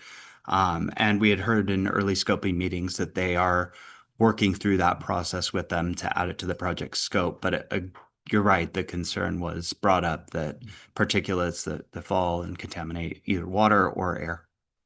Yeah. Are you reaching out to Valley Water? We have been in coordination with Valley Water to get contacts for both the pipeline approval process, which is on the trail, on the Cross Valley pipeline, that entry to the cemetery is proposed on that project, as well as the Cross Valley pipeline work that's now been added to the scope. That because at special districts last week, we had a water supply master plan update. And so there's a whole, and I believe I sent the slides out to Carolyn, sent them out to the board so you can kind of see on the horizon what they're looking at. So I mean, that's why I'm kind of looking at water supply. That probably doesn't fit into that'd be the question to ask them if this project fits into their water supply master planning efforts now, or if this is going to adjust it, because again, that's a concern. Director Kennedy? So I want to ask Director Sutherland's question in a little different way. I hear who's against it and I hear who doesn't care. Who stepped out for it other than the developers? Is there anybody backing this thing overtly? Through the chair, not that we're aware of. Our understanding is the proponent is a cemetery developer out of Dallas, Texas. Approached the landowner. There may also be a local cemetery developer owner who's looking for some expansion potential. But the talking point is that there hasn't been a new cemetery in the San Jose area in over 100 years. And so that will be the play, that will be the talking point to the city council, planning commission, city council, were it to get there. That's all well and good, but is it really needed? I know you have to look down the road and people will eventually be dying to get in, but the reality is it really needed? Yeah. So let me ask, what is the Open Space Authority's stand on this one? What is the staff is thinking about this project? Through the chair, in summary, we're highly concerned. We've been working very closely with other types of developers in and around Coyote Valley, including energy developers, and we've come to win-win outcomes. In my view, this is a relic project from over a decade ago, and the world has changed in those 10 years in so many ways, but particularly for the OSA, the protection of 1,500 acres of valley floor at a cost of $120 million of public and private funds. the recognition by the state of that this is a landscape of statewide significance, the science-based information that wildlife is actively using this area to move through from one mountain range to another. And all of that has been a rallying cry for the state to put the Coyote Valley on the cover of its 30 by 30 vision document. Coyote Valley is being seen now as the state as a way to do conservation and planning correctly. But you've got this relic project that has a pre-existing zone change and general plan amendment, and a very dated EIR. So, you know, there'll be some legal decisions to be made about was the previous EIR sufficient or not.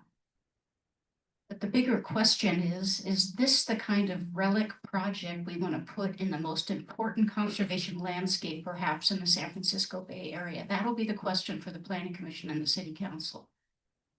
And so it behooves us to start to talk to local and state officials about this, because all of them have a stake in this big decision. And when it comes down to it, and talking to some legislators, they basically said there may be a need writ large for more cemeteries, but this is not the right place for it, given the significant investment that's been made in this landscape. So I think what staff's looking for tonight is the direction from the board to give the green light to staff to talk to elected local and state elected officials about this and raise these issues, which will not necessarily be covered in any supplemental EIR. Is this an item that requires a motion, or are you willing? That's not a motion. I Yeah, think yeah. Kind of under the impression that started in. Yeah, sort of what you say, but yeah. Right? I think better has Too to, early. staff has to go and talk to the elected officer about this kind of project. I think I'm supporting that. Shouldn't definitely we need that, but not in that place. Should we find another place to be for that project? That's my view.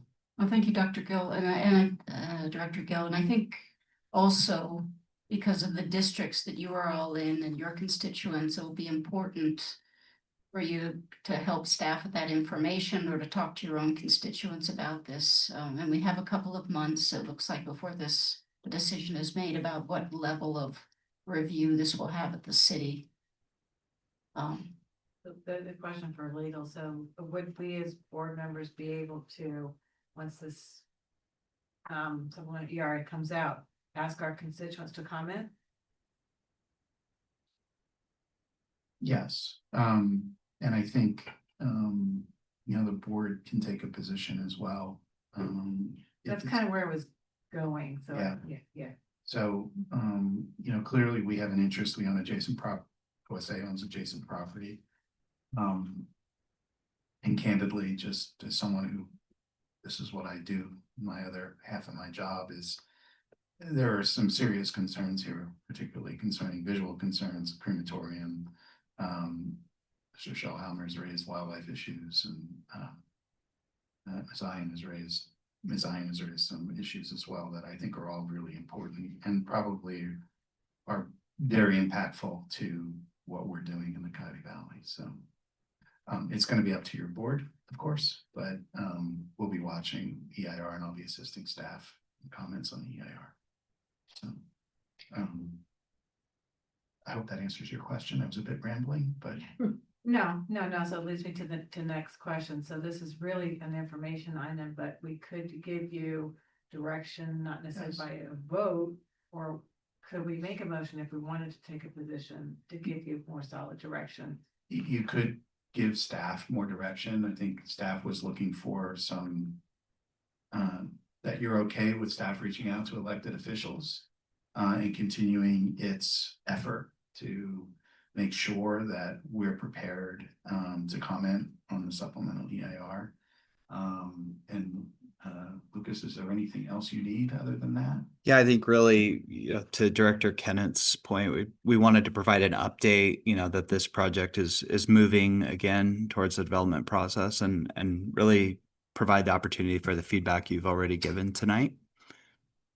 Let me ask a quick question.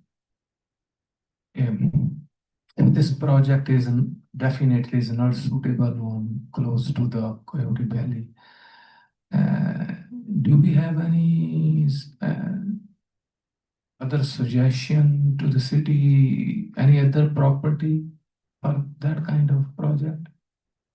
Or, well, I mean, I know it's their problem to find the property. you raise a really valid question, and whether there are offsite alternatives, as we like to say. Probably they don't need to do an offsite alternatives analysis, and at the end of the day, this is the applicant's project who owns, or at least has they own the property, have an option of the property. They own it. So it's, for them, it's make or break, right? And so I don't think there's really much option in terms of forcing an offsite alternative, but they're probably, I think Ms. McKenzie is correct. There are better alternatives in here for sure. After talking in our conversations every other month on, we always seem to touch on it. So I mentioned it to a few people in the government near me, and I got generally two questions. The first one was, do you even know it exists? And two, how does that affect me? So those are the questions we're gonna have to answer. Education and really how it impacts. And if the further away they get, the less they're gonna feel impacted, so what it's worth. Yeah. This is about process. When you said staff, you wanted some indication from us so that staff could reach out to elected officials. From a process point of view, that doesn't seem quite right. It would seem it would be staff to staff. This won't go to the elected officials unless, if it's a CUP, if it's a conditional use permit, it only goes to the planning commission unless there's an appeal, which there probably would be. Then it would go to the city council.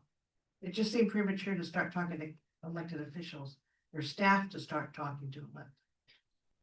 But maybe I'm wrong on that. Usually it's staff to staff and then elected officials to an elected officials. Go ahead.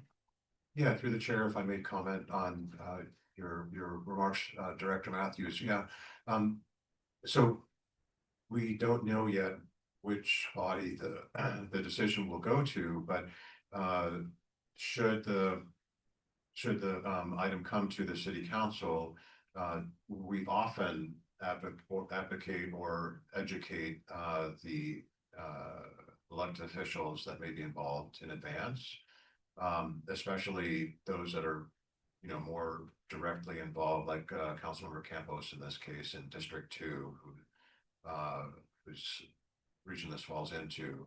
So that is typically how staff operates. One thing I want to mention is that with the request from staff for direction for the board, for them on this item, and direction from board members and the board as a whole, if the board is in agreement that we want to take this direction to educate elected officials, given these concerns that we have, then staff has more authority when they speak to those elected officials. I think that's part of the request here, even if it doesn't come with a formal resolution.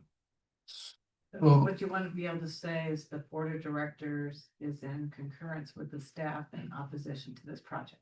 Is behind us. Right. My understanding, how about educate the community as well? What do you think?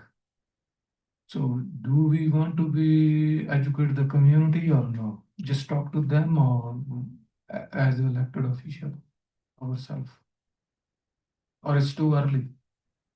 Well, I think we have the option of, like I said, as legal counsel, that when the SER is out, we can ask our constituents to comment. But then as a body, we're saying, you know, we're working with staff to make sure the public is aware of this and we want you to comment on this because we feel there's X number of concerns. We may have additional ones, right? Okay. And if I may make a comment to your good point, I think we have been seen over the years, especially in Coyote Valley, as experts that conduct or collaborate with others on research, science. And so we're seen with that expertise by the community very often. And so I believe we have respect from many members of the community, as has been expressed to us when we go to speak with elected officials. I don't know if that addresses your question in any way, but. I have a question regarding, oh, I'm sorry. Considering the next agenda item we have tonight, does the county have any influence in this? It is unincorporated. That is a. Through the chair, the answer is yes. We've been in discussions with county parks. Both county parks and Valley Water submitted an early letter to the city on this. County Parks is aware that their regional trail connection in the countywide trails master plan will essentially go away. You're not going to have a public trail going through the middle of a private cemetery. So I think the county, when the time comes, will have to weigh in more energetically that are they willing to give up a designated regional trail that they've been working with us and others on for a long, long time. And there may be an opportunity, should be an opportunity to talk to the supervisor for this area too. Supervisor Arenas about this.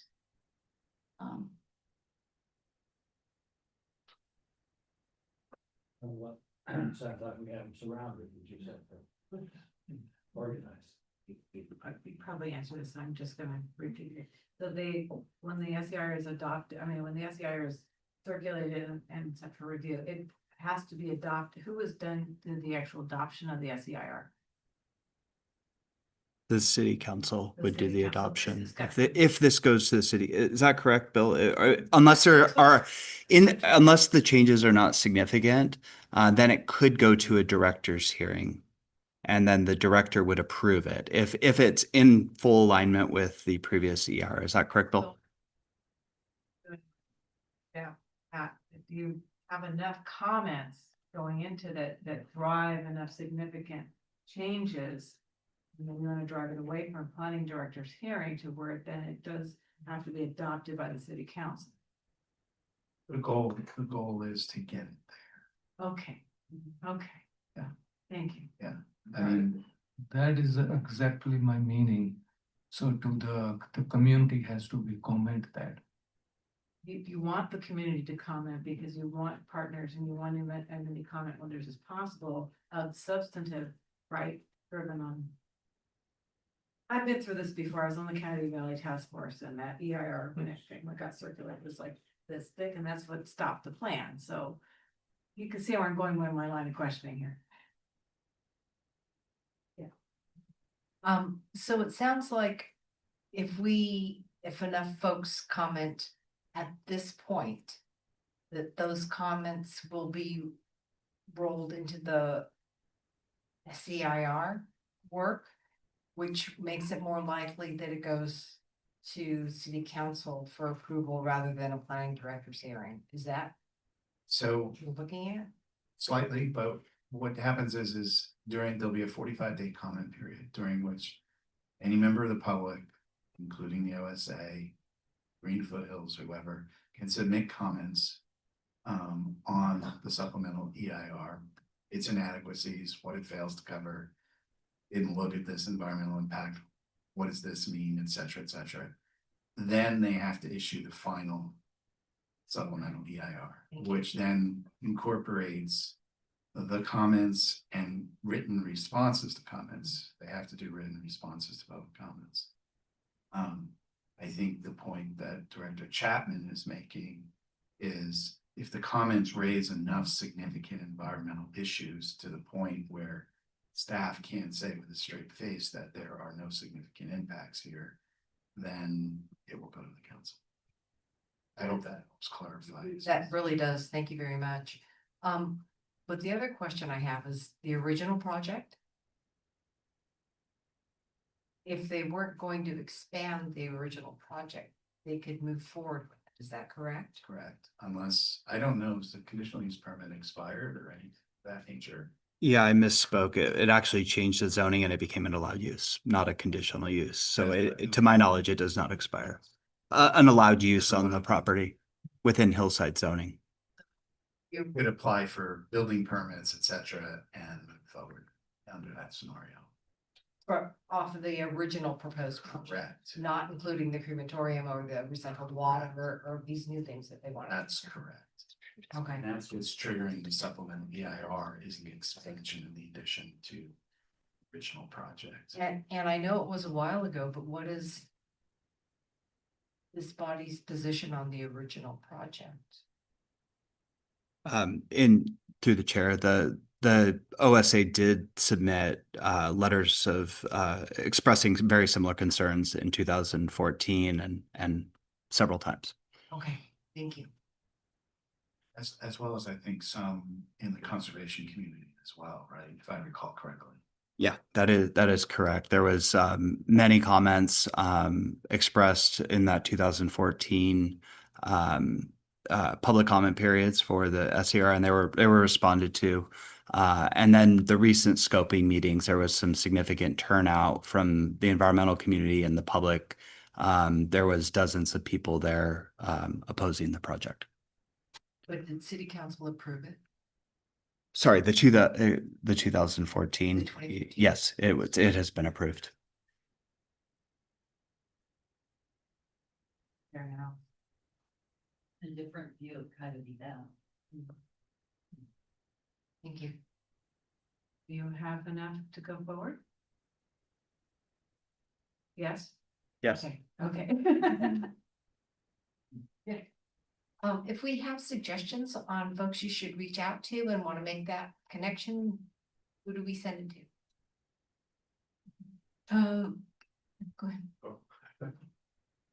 Well, I think we're gonna ask Kate this down the line. I was gonna suggest Lena. Yeah, that's good.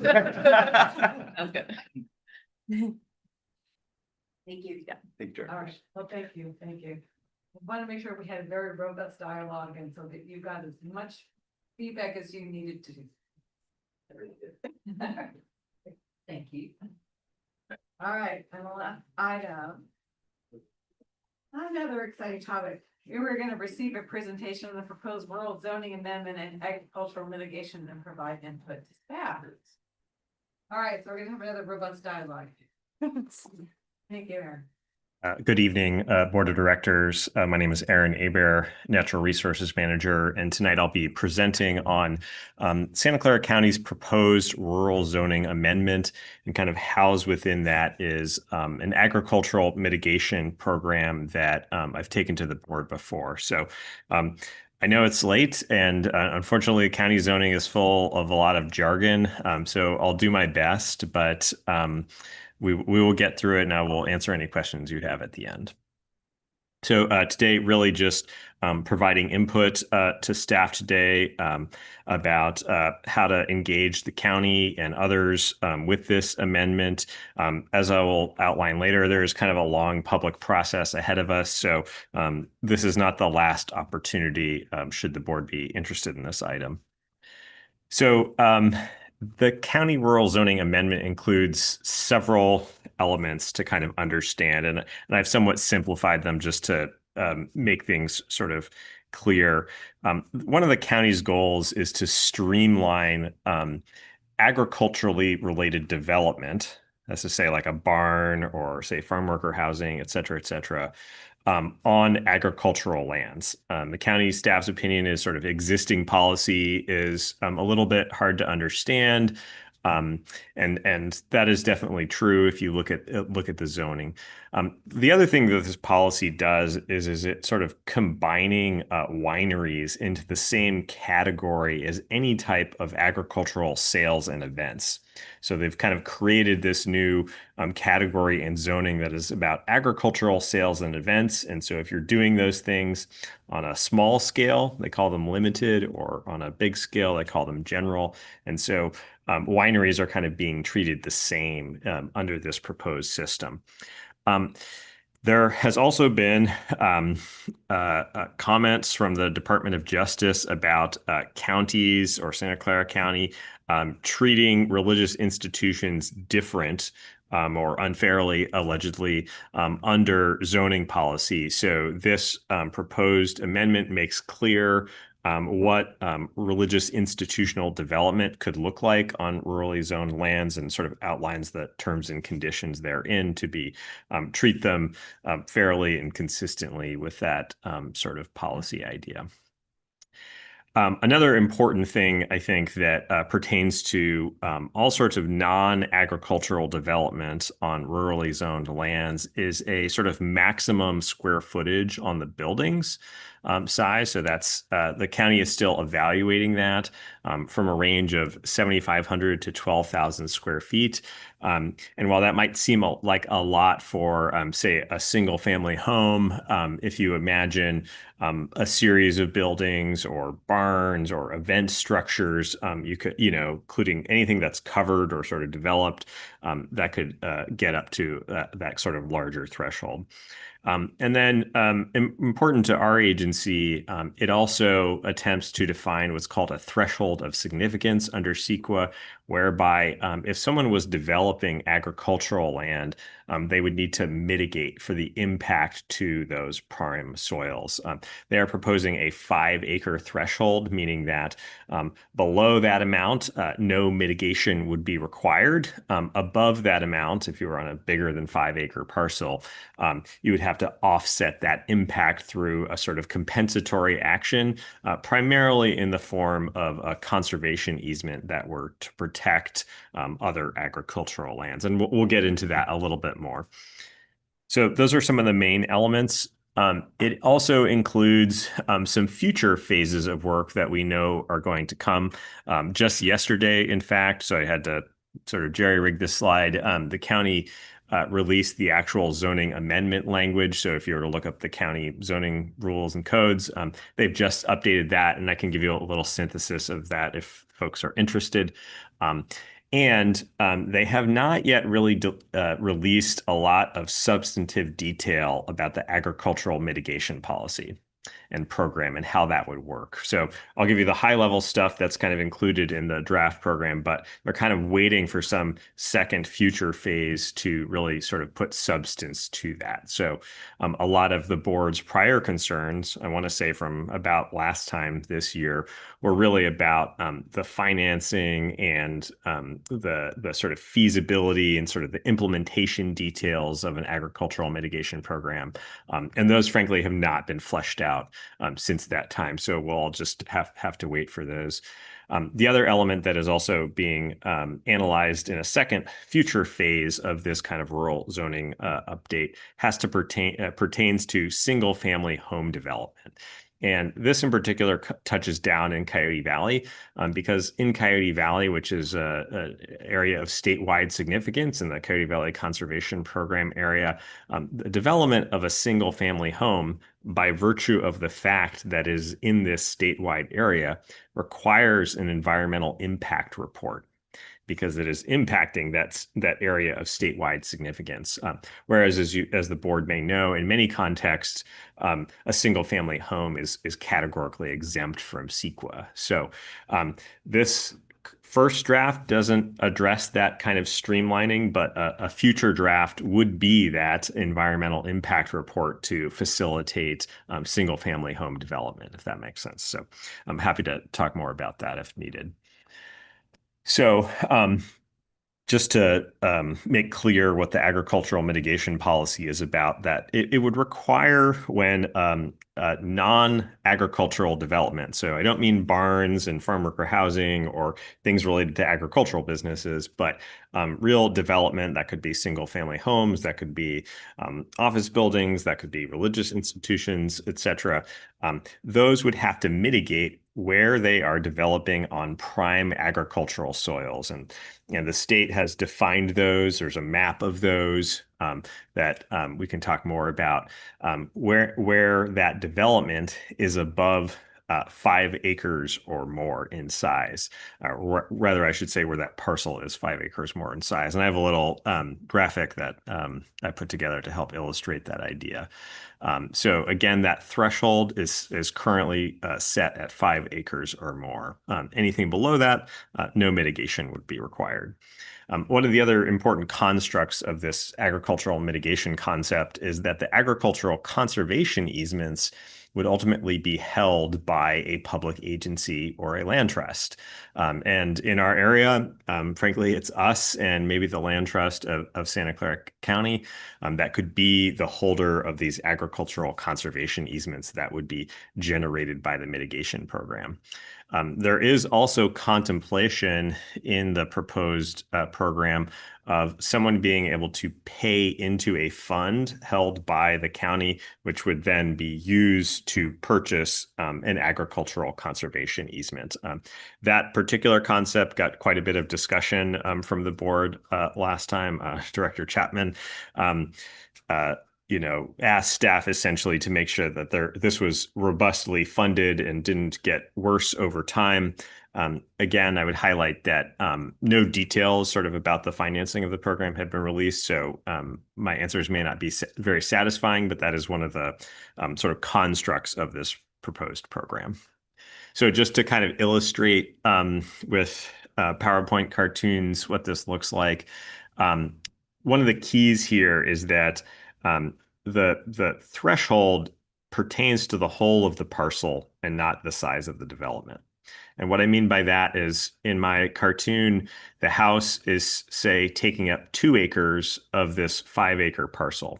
The mitigation is for the whole 5 acres and not just the 2 acres. And the reason being that practically speaking, that development really precludes productive agricultural uses of the rest of the property, right? Maybe it could have some hay, maybe it could have some horses or whatever, but it's no longer really contributing to the agricultural economy. So in this example, they would be responsible for procuring an agricultural conservation easement that is 5 acres. So that's a complicated lift for a small parcel, as you can imagine. So how that would work in practice is a little tricky. Might make a little more sense if it's a large development and there's a lot of funding that's associated with that development. They might be able to sort of better effectuate a conservation easement on agricultural lands of that same size. So just kind of course level analysis. I think the upside is that more agricultural land could be permanently protected under this policy through these conservation easements.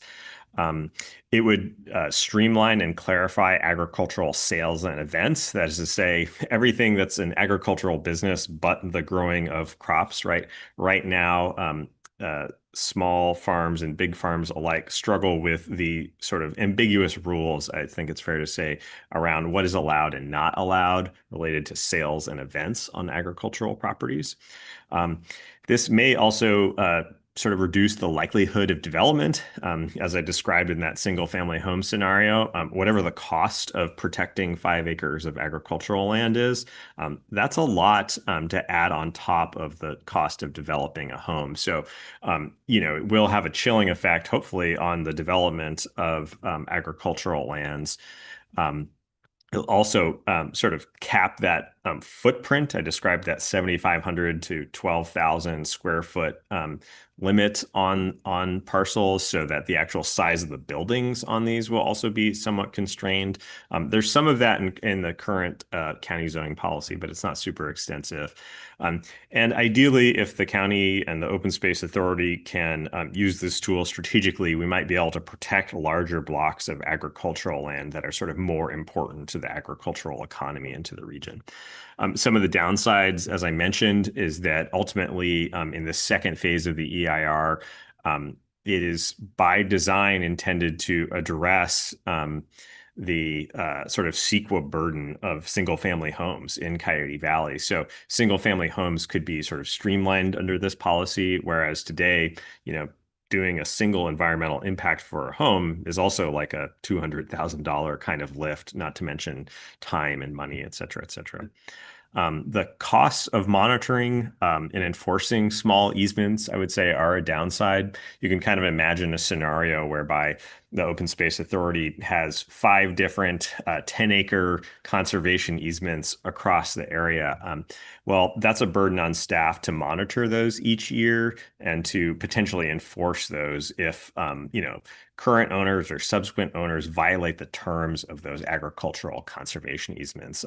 Some of the board members may recall agricultural conservation easements in the South County near our Pajaro Ag Preserve, where we had an easement and the subsequent landowner sort of violated the terms of that easement, and just how much effort it took to kind of unwind that issue and deal with that. You can kind of imagine that at a slightly larger scale where there's just a little bit of entropy where too many easements, and that's just sort of bound to happen. So I think one of an important notion for OSA to consider is under what conditions would we participate in this program and what conditions would we hold those conservation easements.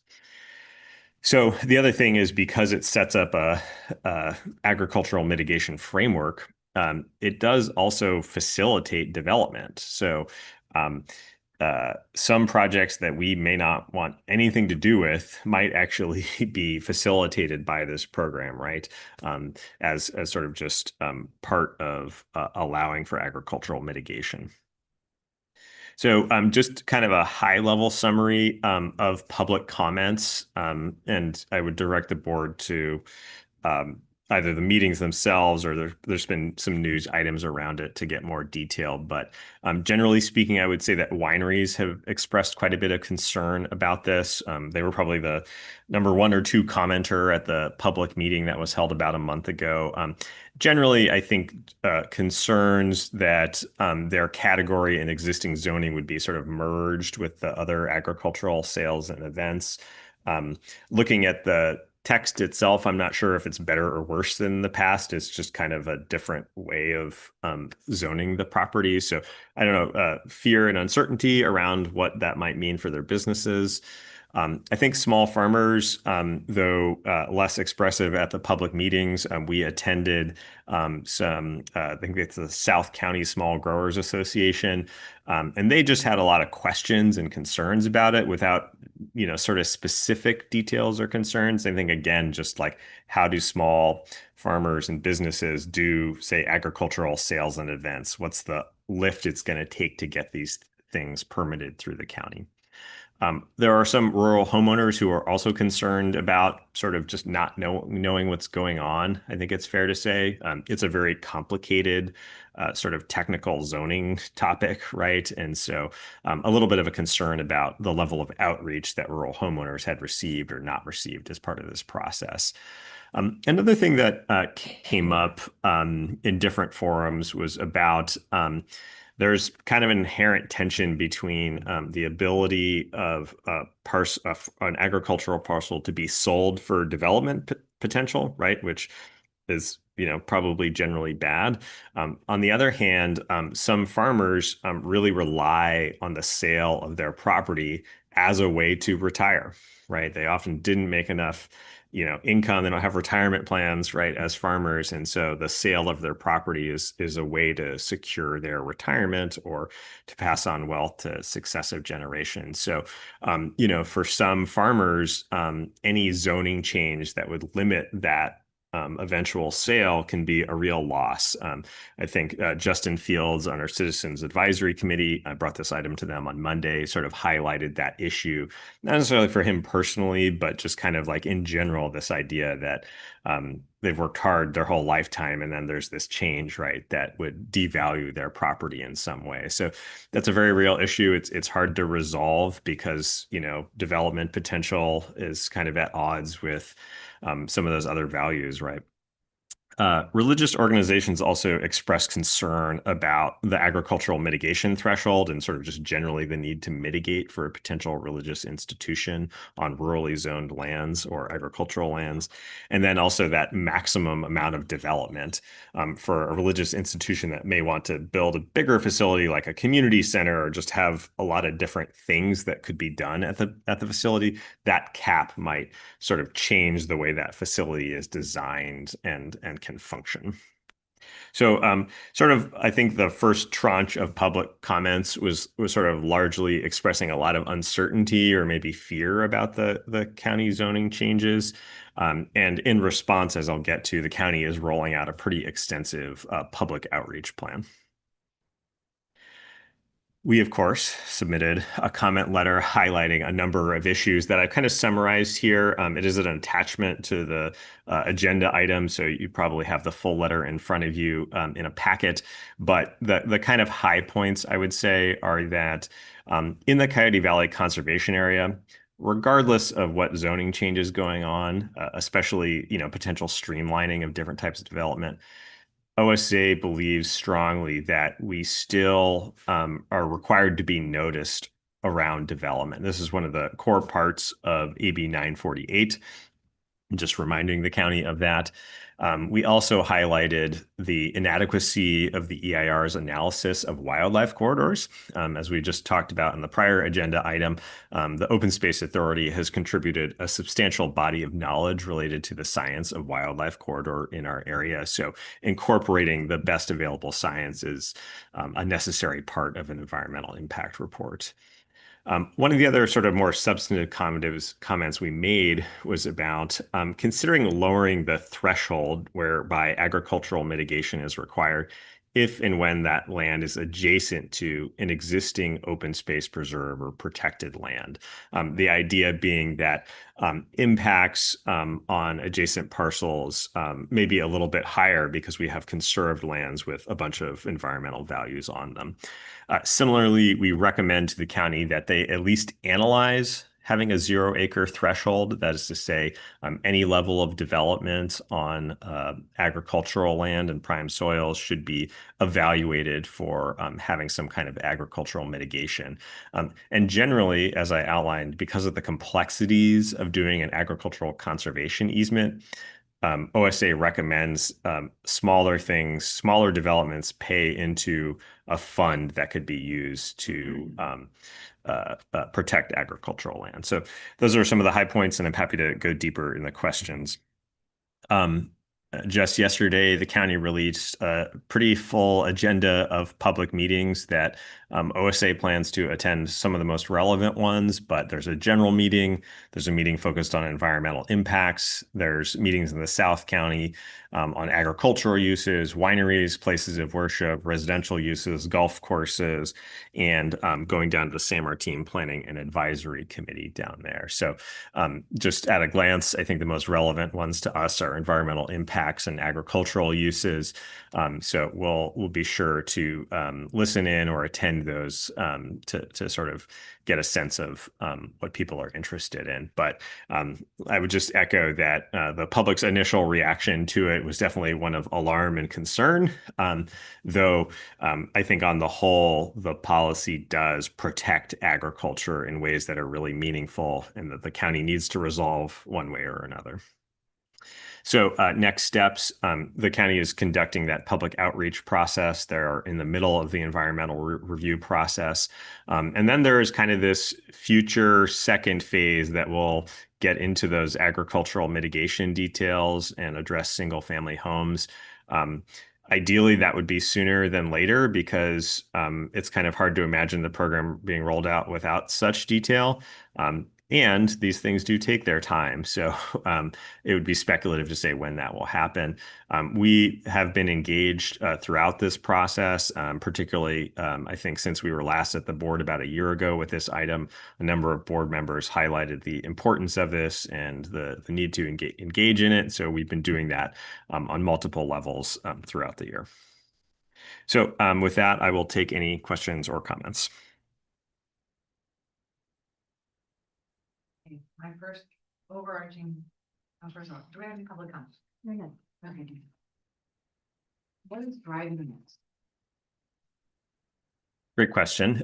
So there are multiple drivers for this. I would say one is I described how agricultural sales and events are kind of not well described in the current zoning language.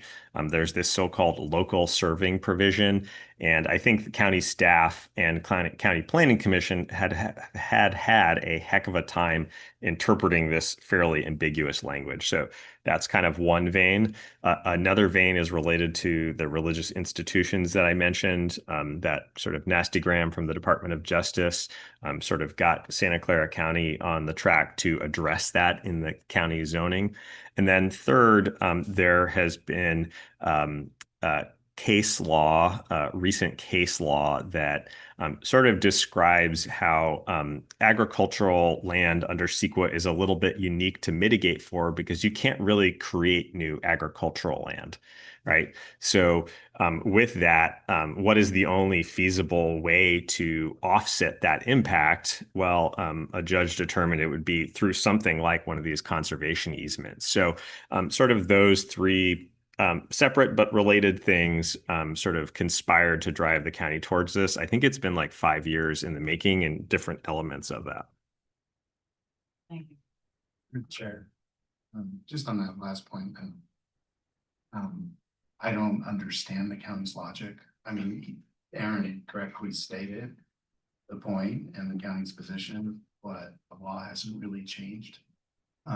It was a follow-up case to a previous case, and I don't think it really changed anything, but the county is somehow using it as a crutch. I don't understand the logic. So just say, so. Okay, that now opens up some more questions. Because I'm thinking about the number of builders remedies, proposals that are there, that this would be affected, but that would be affected, right? Because if you're doing a builder's remedy in the county area, would this policy go into effect before, after? Would they be subject to? And I will go on record again, and you're going to hear me as a broken record. My director said it always been something to say because she's been through it before. The San Jose and their park fee mitigation is horrible. If you don't adjust it yearly, if you don't go through, the process, you will get nickel and dime, and you'll find out you're not building anything, or you're not adjusting for property values or land mitigation values, and you will constantly be asked to review that policy. And in the end, once the ag land is gone, it's gone, right? You're going to put something else on there and you're not going to get it back. I think it was brought to mind when we were out on the farm tour, which is fantastic, by the way.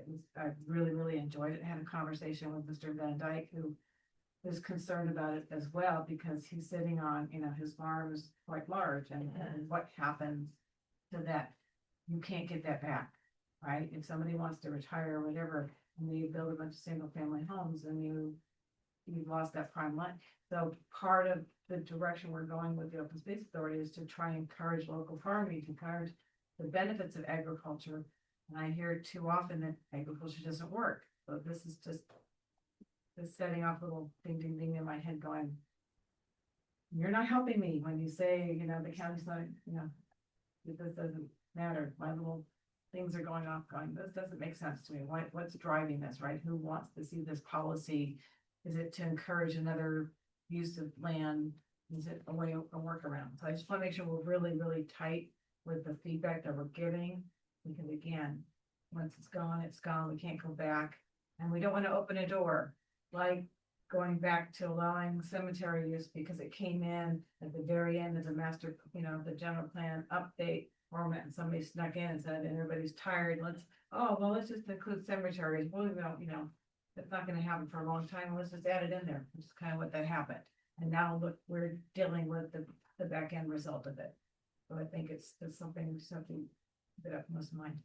All right, can we get off mine? The box. Anybody else, any comment? So I understand this correctly, the worst case scenario could be a developer buys 20 acres, subdivides them into quarter-acre lots. There's a neighborhood of 32 homes. Is that a reality? Through the chair. That's a good question.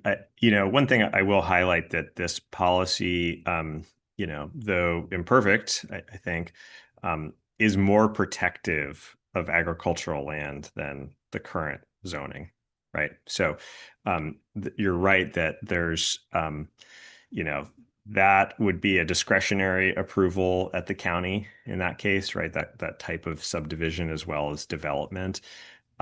This would simply, were it approved, this would add a mitigation cost or a conservation easement to other lands. So it would drive up the cost of that kind of overall and add some process to it. So I think from county staff's perspective, generally speaking, though this policy describes the details of how such things would be accounted for, it is ultimately more protective of agriculture than not. So even though there are, I think, substantive and legitimate concerns about the policy, especially if you're a homeowner or you own land in the area, I think overall the net of the policy is actually quite protective of agriculture. Lead it directly, but agritourism, we have the wine trail and some of the wineries have their event centers and such as like that. But we don't really know the details of how that would be addressed. Yeah, actually, I think that's one area that the policy adds, the zoning amendment adds a lot of clarity to, is sort of what is a limited agricultural sale and event and what is a general agricultural sale and event. So obviously, the nature of the sales and events sort of drive whether you're in one of those thresholds, but it does make explicit that those things are allowed and permitted, whereas the past policy, these so-called local serving, is quite ambiguous. And so I think it is actually an improvement for agritourism. That said, I'm confident everyone will complain about the county process no matter what the process is, but it does make clear from a zoning and planning perspective that these things are permitted and allowed. Director Mann. Well, one thing that jumped out at me was I guess, pressure from religious communities to be able to build churches. And I can remember for years, nobody wanted churches because of the parking and there was a bit of prejudice in there. So the churches started being built on the hillsides where there weren't neighborhoods. And now I see they're in agricultural areas. So that's sort of a tail wagging the dog, right? I mean, what have religious institutions got to do with preserving farmland and agriculture? So I think that's sort of an oddity, right? But I know where they're going with it. Send them to Texas.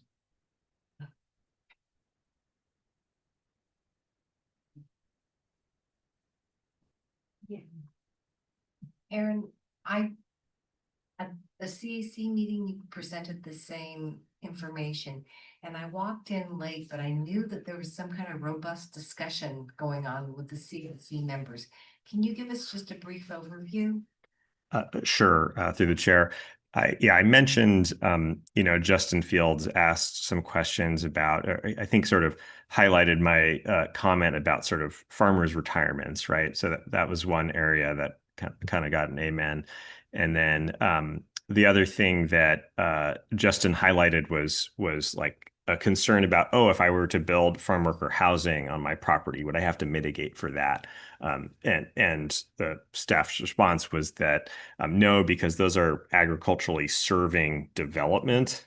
That is not something that counts towards mitigation or counts towards that square footage cap that I was describing. So those were Justin's comments. Aaron Gill had more sort of extensive, sort of wide-ranging comments. I'm looking at my notes here, sort of discussion of I think generally just kind of the history of developers coming into Coyote Valley and elsewhere, doing development, particularly international developers who are maybe not, quite as invested in local agriculture. I think it's fair to say. I think concerns just about the fragmentation of agricultural lands and the viability of smaller farms to be, financially sort of successful.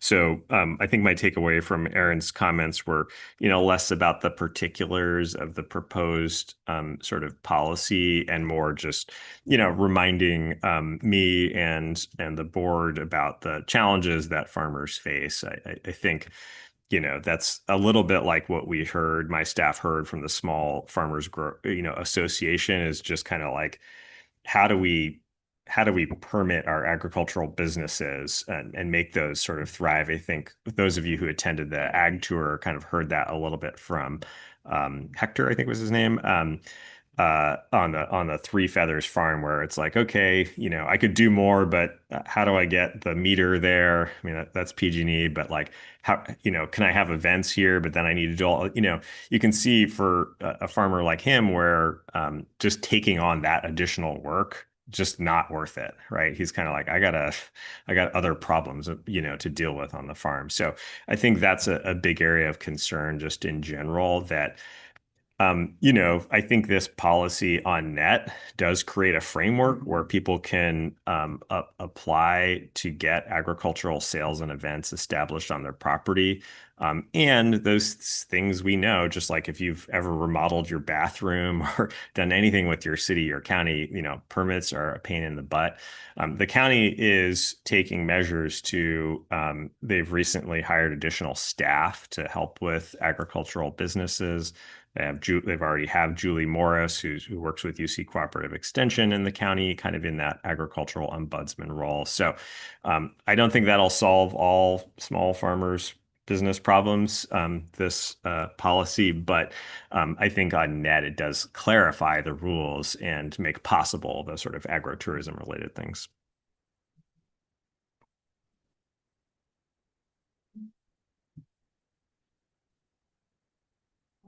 Yeah, I just wanted to say, it seems much bigger than the churches and the couple of points that drive it, because it seems like it is kind of an overarching agricultural protection with some very specific things going on, which I find interesting that's the county's focus. And then it seems like one of the driving ideas maybe is to make it more expensive to do non-agricultural development. So maybe the churches or the other people who are coming in looking for cheap land, maybe it just won't be quite so cheap anymore if you're doing non-agriculture. Through the chair, I think from the county's perspective, they would say they are promoting agriculturally related uses on agricultural lands, right? And the converse of that is that, all the sort of non-agricultural uses need to be addressed in this update, right? And then there's kind of this separate idea of mitigation for agricultural lands. So that may have the net effect of making it more expensive, but that is not expressly the goal. The other concern I have is about, again, I think you brought it up, is about the, the enforcement of the easement, overview, because again, you'd have to go back, you'd have to send somebody out, you'd have to review any possible work that was done, and you'd have to ding them, and then that's time on our end, right, to have to do that. So that's not something that we do currently right now.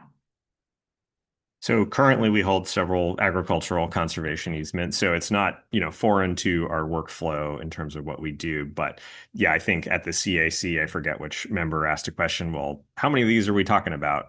Very sensible. And what does the future look like in terms of agricultural mitigation and the rise of these conservation easements? And I think the short answer is we don't know. Obviously, we are familiar with all the development threats that come to the board's attention that may be subject to such a policy. And again, I would just highlight that there is also kind of a political optical issue whereby there's probably some bad projects that we know that the county may eventually have to permit or does permit.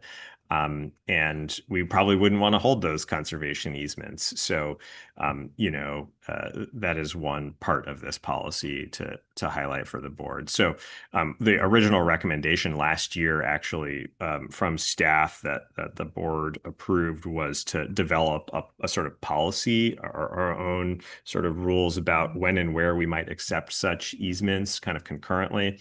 The county process has taken its time, and again, we're still kind of waiting for a little more detail, but a lot of your concerns about the finances, the impact to our operations, et cetera, hopefully those will get more addressed in the sort of detailed section, but we certainly have heard the board's concern.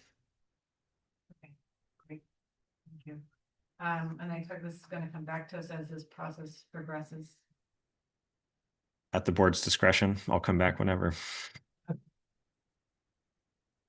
I don't know, it's kind of a large thing that's sitting out there, and I just want to make sure that we address these things. We think of any possible challenges. I can think of some items that we've talked in closed session that, are in the back of my mind, but could that project have gone under the radar with this? And so. I'm sure one question I have for Aaron is, do you know if the county contemplates right now that a landowner could make his or her own choice about whether to mitigate with a conservation easement or pay an in lieu fee? Or is the county saying our preference is to mitigate with a conservation easement? And then only if you can't get an open space authority or a land trust to take that easement, then you could pay into a in lieu fee, You're asking, in the draft policy, is there sort of a stated preference? Yeah. No, I think there is no sort of stated preference. I know the county staff believes that the county is not able to require a certain form of mitigation, only that the mitigation sort of satisfies that general requirement.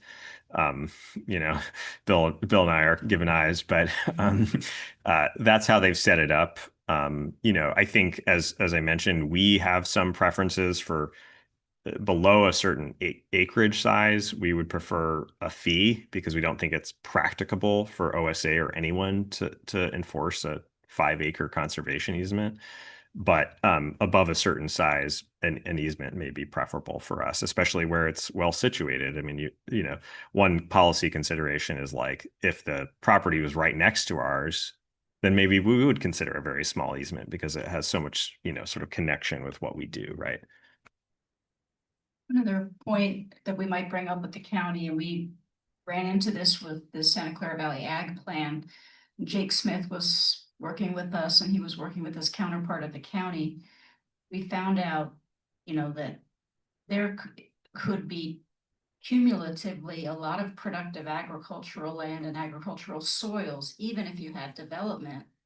But by fragmenting them into these checkerboard of parcels, you lose that ability to farm those parcels. So I don't know if the county would have some kind of review process where, like Alex's comment that you split 20 acres into 4 lots or whatever, and each one has a different layout.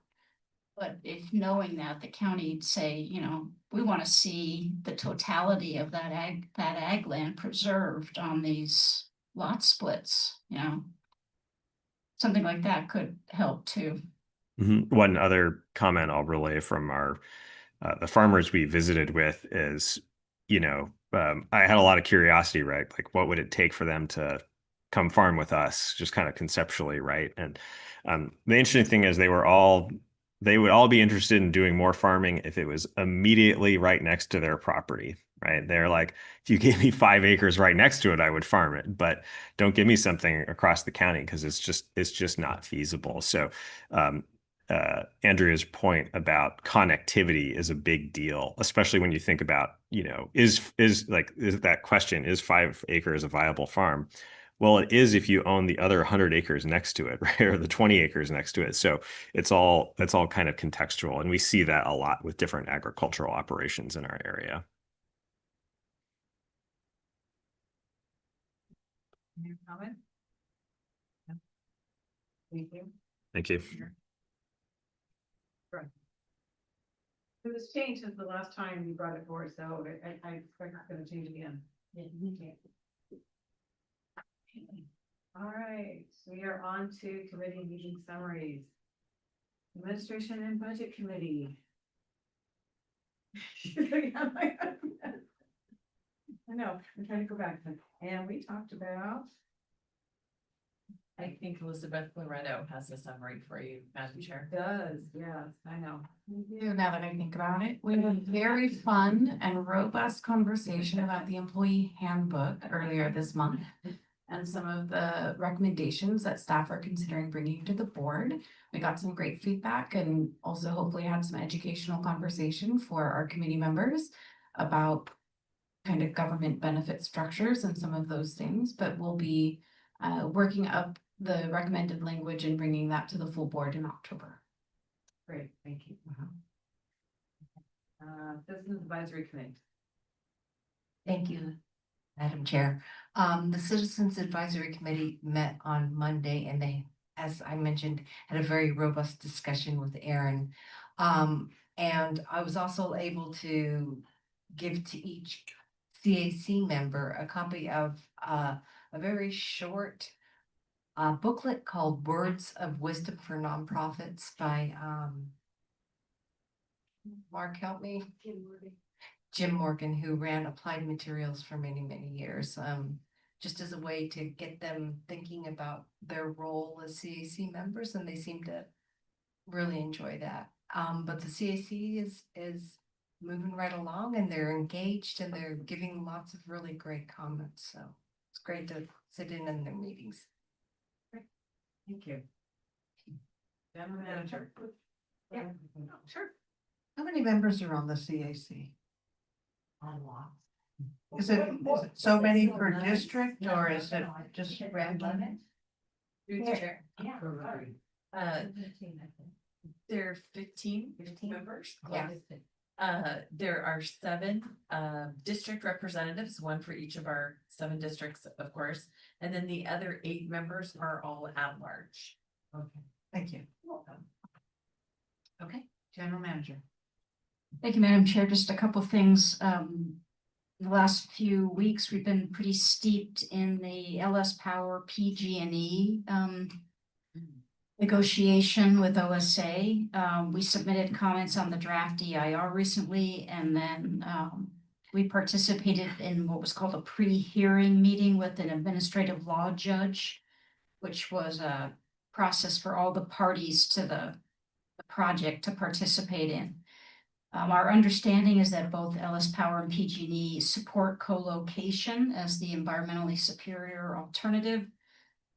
Coming up in the next 2 months, there'll be a series of hearings before the CPUC, culminating in a decision likely in around January 2026. And in advance of that, including this past week, we've been meeting with CPUC commissioners with the idea of letting them know that we, LS Power and PG&E, are all in support of co-location and would urge the CPUC to follow suit. This weekend, there are 2 special events that involve OSA, both at Tilton Ranch. The Volunteer Appreciation Event is Saturday, and Sunday is Green Foothills Nature's Inspiration Event. And then on October 10th, our former board member and CAC member Garnetta Annable is being honored by the Sierra Club at their Guardians of Nature event. So we'll be attending that. If any board members want to come to any of these events, let us know. And then I'll jump down to, at the end of October, Supervisor Otto Lee is having a climate and environment roundtable and has invited OSA to be part of a panel on nature-based solutions to climate change. Mark? Yeah, thank you. Mark Landgraf, Assistant General Manager. I have a few items. First, an update on state funding. I want to thank Lena Ayan for both gathering the information, staying on top of it, but also educating our legislators at the state level so they can advocate for that funding that's so needed on our behalf. So for Prop 4 allocations, there was word not that many weeks ago that the Assembly leadership was considering not allocating any of Prop 4 funding from that $10 billion climate bond that passed in November. But fortunately, with lots of advocacy from legislators throughout the state, really, a significant amount of Prop 4 appropriation was approved. So that included $3 million for the Coyote Valley Conservation Program, which is very important to us, of course. Post and OSA are working together to discuss how that can be applied, hopefully with future allocations in the coming years as well. 176 million to the Wildlife Conservation Board, 20 million in addition to that specifically for habitat connectivity at WCB, 62 million to the Coastal Conservancy. All of these are really important programs for our agency, in addition to the money that's directly appropriated for the Coyote Valley Conservation Program. On Monday, the 15th of September, staff attended a press event that Senator Becker held out at Cooley Landing to celebrate the Prop 4 allocations within his district. So he and Assemblymember Pappen were there as well as a number of local officials. And our district does overlap with his in Campbell, especially, and a couple of other outlying pockets. So even though he's not working with us directly in Coyote Valley, his work matters a lot to us, and he's a strong advocate for environmental issues. So good opportunity to partner with him. Then also wanted to update you on the cap and trade reauthorization through 2046. That's also very important for us. The Sustainable Ag Lands Conservation Program, also known as SALC, that funding comes from cap and trade. And so $80 million per year of ongoing SALC funding has been approved through that. And $1 billion overall to a variety of programs, some of which include nature-based solutions, but don't specifically call out natural and working lands. So we're going to continue to work on trying to shore that up, but all pretty good news. We've also been expressing support for cleanup legislation on recent sweeping CEQA reform exemptions.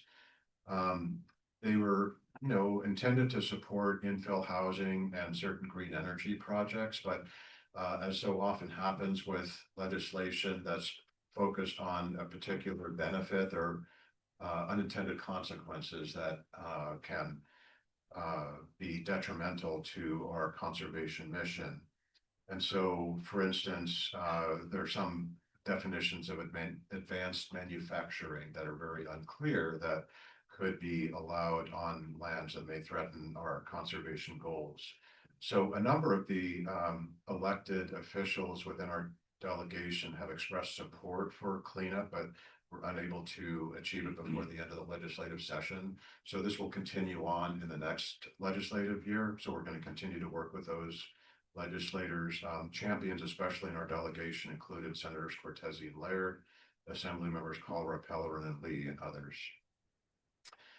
We are hosting a field trip to Coyote Valley as part of the Bloom 25 conference. That's on October 28th. And we are sponsoring the conference and then allowed to bring 30 folks out, 30 folks that are participants at the conference to Coyote Valley to talk to them about the nature investment framework that was presented at a previous board meeting, and talk about the important restoration stewardship work we're doing in Coyote Valley and what opportunities that could provide to local companies. So we hope to get some good, at very least, feedback from those participants on that tour. I also want to mention that Sabina Farms officially opened to the public last Thursday. Very excited about that. Thank you to those who attended the Friends and Family event the night before. Staff and volunteers will be there at our table on the weekends. There's a wonderful brand new staff created display that stands there. So even when staff and volunteers aren't at the table, brochures are available and people have an opportunity to interact with the displays. It's very family friendly. So I hope you get a chance to take a look at it if you haven't already.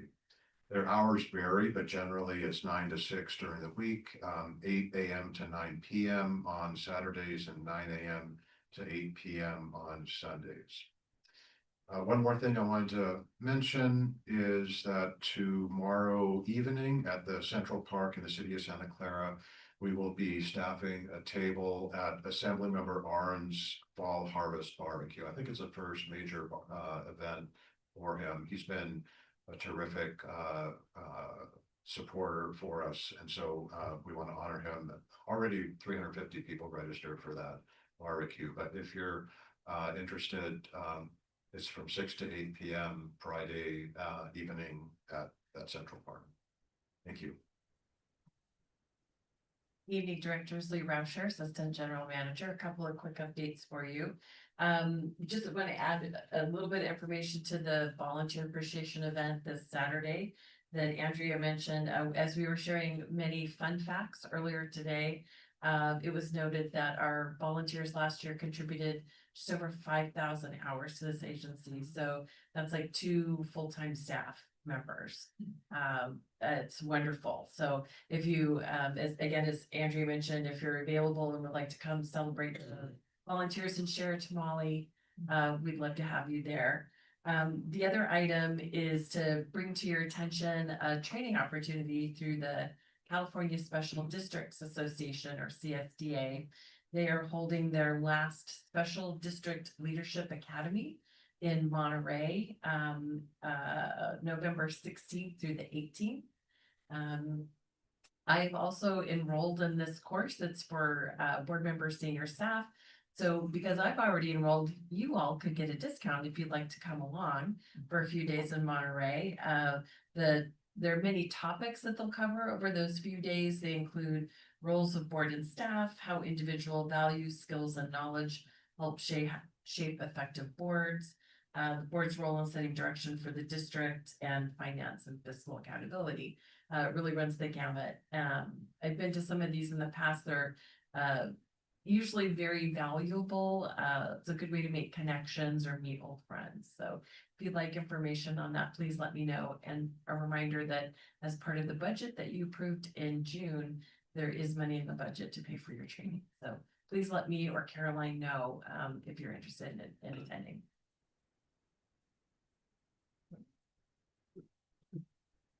Real quick, good evening. I'll share a couple updates that on October 29th, we've invited outside agricultural experts to help us kick off some of our agricultural planning in Coyote Valley. We'll also be engaging them in some of our agricultural strategic planning for the Open Space Authority, and hope to come back to the board with more of that. I had the pleasure of being our representative at a Coyote Valley bike ride that the Peninsula Open Space Trust put together. About 50 or so bicyclists met at the Laguna Seca Dam area, and then we biked all through Coyote Valley, through Mid Coyote Valley, Coyote Valley Open Space, Tilton, over to Coyote Creek Corridor, Keep Coyote Creek Beautiful, Green Foothills, a bunch of great speakers. I talked, of course, too. I don't know if I'm with the great speakers, but it was a really successful, fun event. It's a great way to show off Coyote Valley. Similarly, Nick and I were able to tour with Director Dominguez to talk about Coyote Valley and sort of CV Camp in greater detail. So extend that offer to any board member who wants to have a good time on a Friday. I also had the pleasure of attending the annual convening of the Santa Cruz Mountain Stewardship Network. And for those of you who don't know, this is a collaborative organization of 25 or so organizations that are all in some ways responsible for the stewardship of the Santa Cruz Mountains. So tend to talk about wildfire resiliency, collective planning, what are the big issues that we're facing. This network has been around for a while. And so next week, actually, we are celebrating our 10th anniversary, which is a big deal. It's been great to see this thing grow over that time period. A lot of amazing people are there at the network. And I think it's in Half Moon Bay. If anyone wants to come, you're more than welcome. I have to send on the information.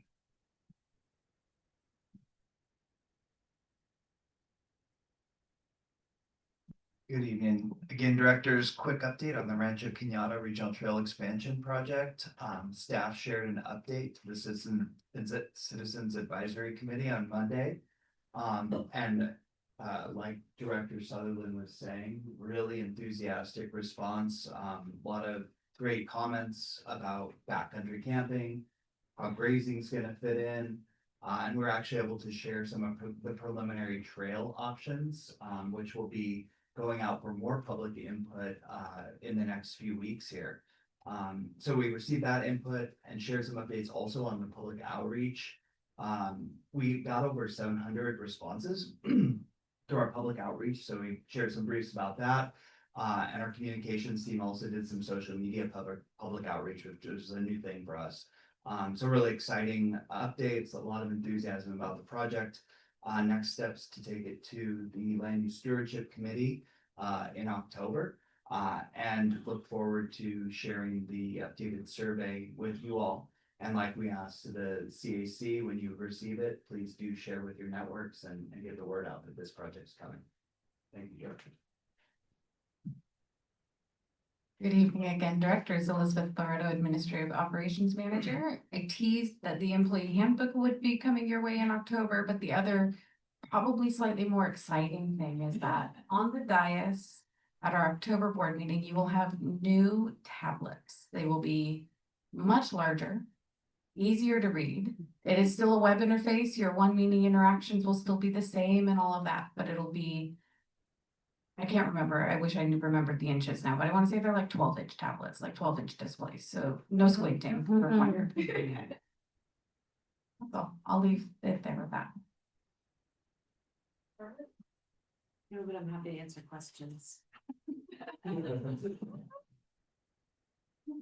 Okay, thank you. Okay. All right, legal counsel. So you voted earlier this evening on a trail easement. That was in the works for many years, but what was in the works for far longer was your access easement. And you very well know about the whole thing with the West Hills Church. That new easement was recorded. Wow. Again, my sincere appreciation for your work and your work. I mean, that was huge. How many years? I think probably it's gotta be 16 or 17, 16, 17 years. Yeah. Yeah. Yeah. Very slow progress. And I was wrong because previous general manager after the first meeting, he said, "What do you think?" I said, you're not gonna be able to do this. We almost walked away. I mean, Yeah. just a few months ago and said, Yeah, so, but that's a long time. well, anyway, thank you. Okay, board member updates. Director Gill. No report. Director Ewing. I just want to thank Aaron and Nick for the tour, and like you said, it was a fun time. So to my fellow directors, if you want to learn more about BB Camp and just get a special tour and a hike, I recommend it. So that thank you for the time and just the guidance of understanding BB Camp a lot more. Appreciate it. And I also had an opportunity to bring OSA staff to meet City Council member Peter Ortiz and have a conversation around what OSA's priorities are and ways that we could potentially build off of the visibility on a partnership. So look forward to continuing conversations with Councilmember Ortiz. I enjoyed going to the Conservation Corps picnic and where we received a partner award. And it was just great to see all that they're doing in the partnerships, not just with us, but with Mid-Penn. I think I sat beside one of the interns from Mid-Penn and I was talking to a ranger later and I mentioned that. And the next day I was hiking and I mentioned it to a ranger that I saw and he said, well, who was the intern? And I described him. He said, oh, that could be 5 or 6. I'm like, how many interns do you have? But I think it's great. Okay, it's been a busy month, so yes, attended the San Jose Conservation Corps award ceremony, which was fabulous. Again, I'm gonna share my appreciation for the farm tour. I really enjoyed that. But that was very helpful, especially when you run into somebody that's on Special District Association that you haven't met in person. Peter Van Dyke was somebody that I've been corresponding via Zoom for 4 years and actually got to meet him in person, have a conversation. We had a special districts meeting last week, which we had the water supply master plan. And I was able to put a plug in for Laguna Seca Restoration with Director Ballard. So she is bringing that, I believe, to, can't remember the name of the committee, but there's a committee, I think she referred it back to staff. So I think they're trying to incorporate that work into their planning effort. So yeah, so at the timing of that was great, going out there and doing the tour and everything like that. We had a lot of conversation on the use of server farms and recycled water. You can see why my comments were on purple pipes tonight. And then I will be attending tomorrow the Patrick Aaron's event, as well as the Franklin Hills event on Sunday. In due time. Okay. Well, I was pretty busy too. The Conservation Corps was very special to me. It was like this organization, I was there at the founding. So, such a great organization, and we were honored, very proud of this organization too. The agricultural tour was amazing. To go to the 2 farms, the Spade and Plow and the 3 Feathers, eye-opening and invigorating, actually, and heartwarming, was wonderful. I want to give a special thanks to Caroline Hernandez, who has been holding my hand for probably 10 to 15 hours, just trying to get me on the ethics training. And at at home, my computer, your computer, here, at home, on the phone. Thank you so much, Caroline. And you're not done, because I have a half hour more to go. Do it out. And on ethics, I just have to say, it was actually it's quite well done. So it's worth it, I'm enjoying it. But every single slide highlights the utter violation of ethics that I witness every time I turn on the television every day. It's very upsetting. But anyway, it's a good program. And I'll be joining our group at the Community Green, at the Green Foothills. Anxious to see Tilton Park all dressed up and for an event. And I'll be also going to the Sierra Club event honoring Garnetta Annabelle. Oh, busy. That was an amazing tour. Anne Regalado was really jumped in with both feet on her job, and not only that, her presentations at the Farm Bureau. And if you enjoyed this last tour, you ain't seen nothing yet, because in the spring there's going to be a tour specifically. This is Justin Fields and the cattlemen's community, and then probably in September again next year, along with Aaron Gill, the large farm tour. There'll be 2, including the Kiala processing plant. And this is literally world level. The stuff we do here in the valley is literally world level, totally different than what we've seen, but just as important. I intended also see those on Sunday, but I did 2 events. One was the Cattlemen's annual dinner, which you attended. And it's fun. It's like seeing central casting for every Western you've ever seen. I put my boots on and practiced my 100-meter mosey, and then a week later I attended the same thing for the Farm Bureau. It's totally different lifestyle. I mean, I had on shorts, a Hawaiian shirt, and flip-flops, and I fit right in. So it's 2 different lifestyles. Anyway, so. Appreciate all the work for everyone. Okay. Well, with all those updates, we have no other business. Meeting is now adjourned.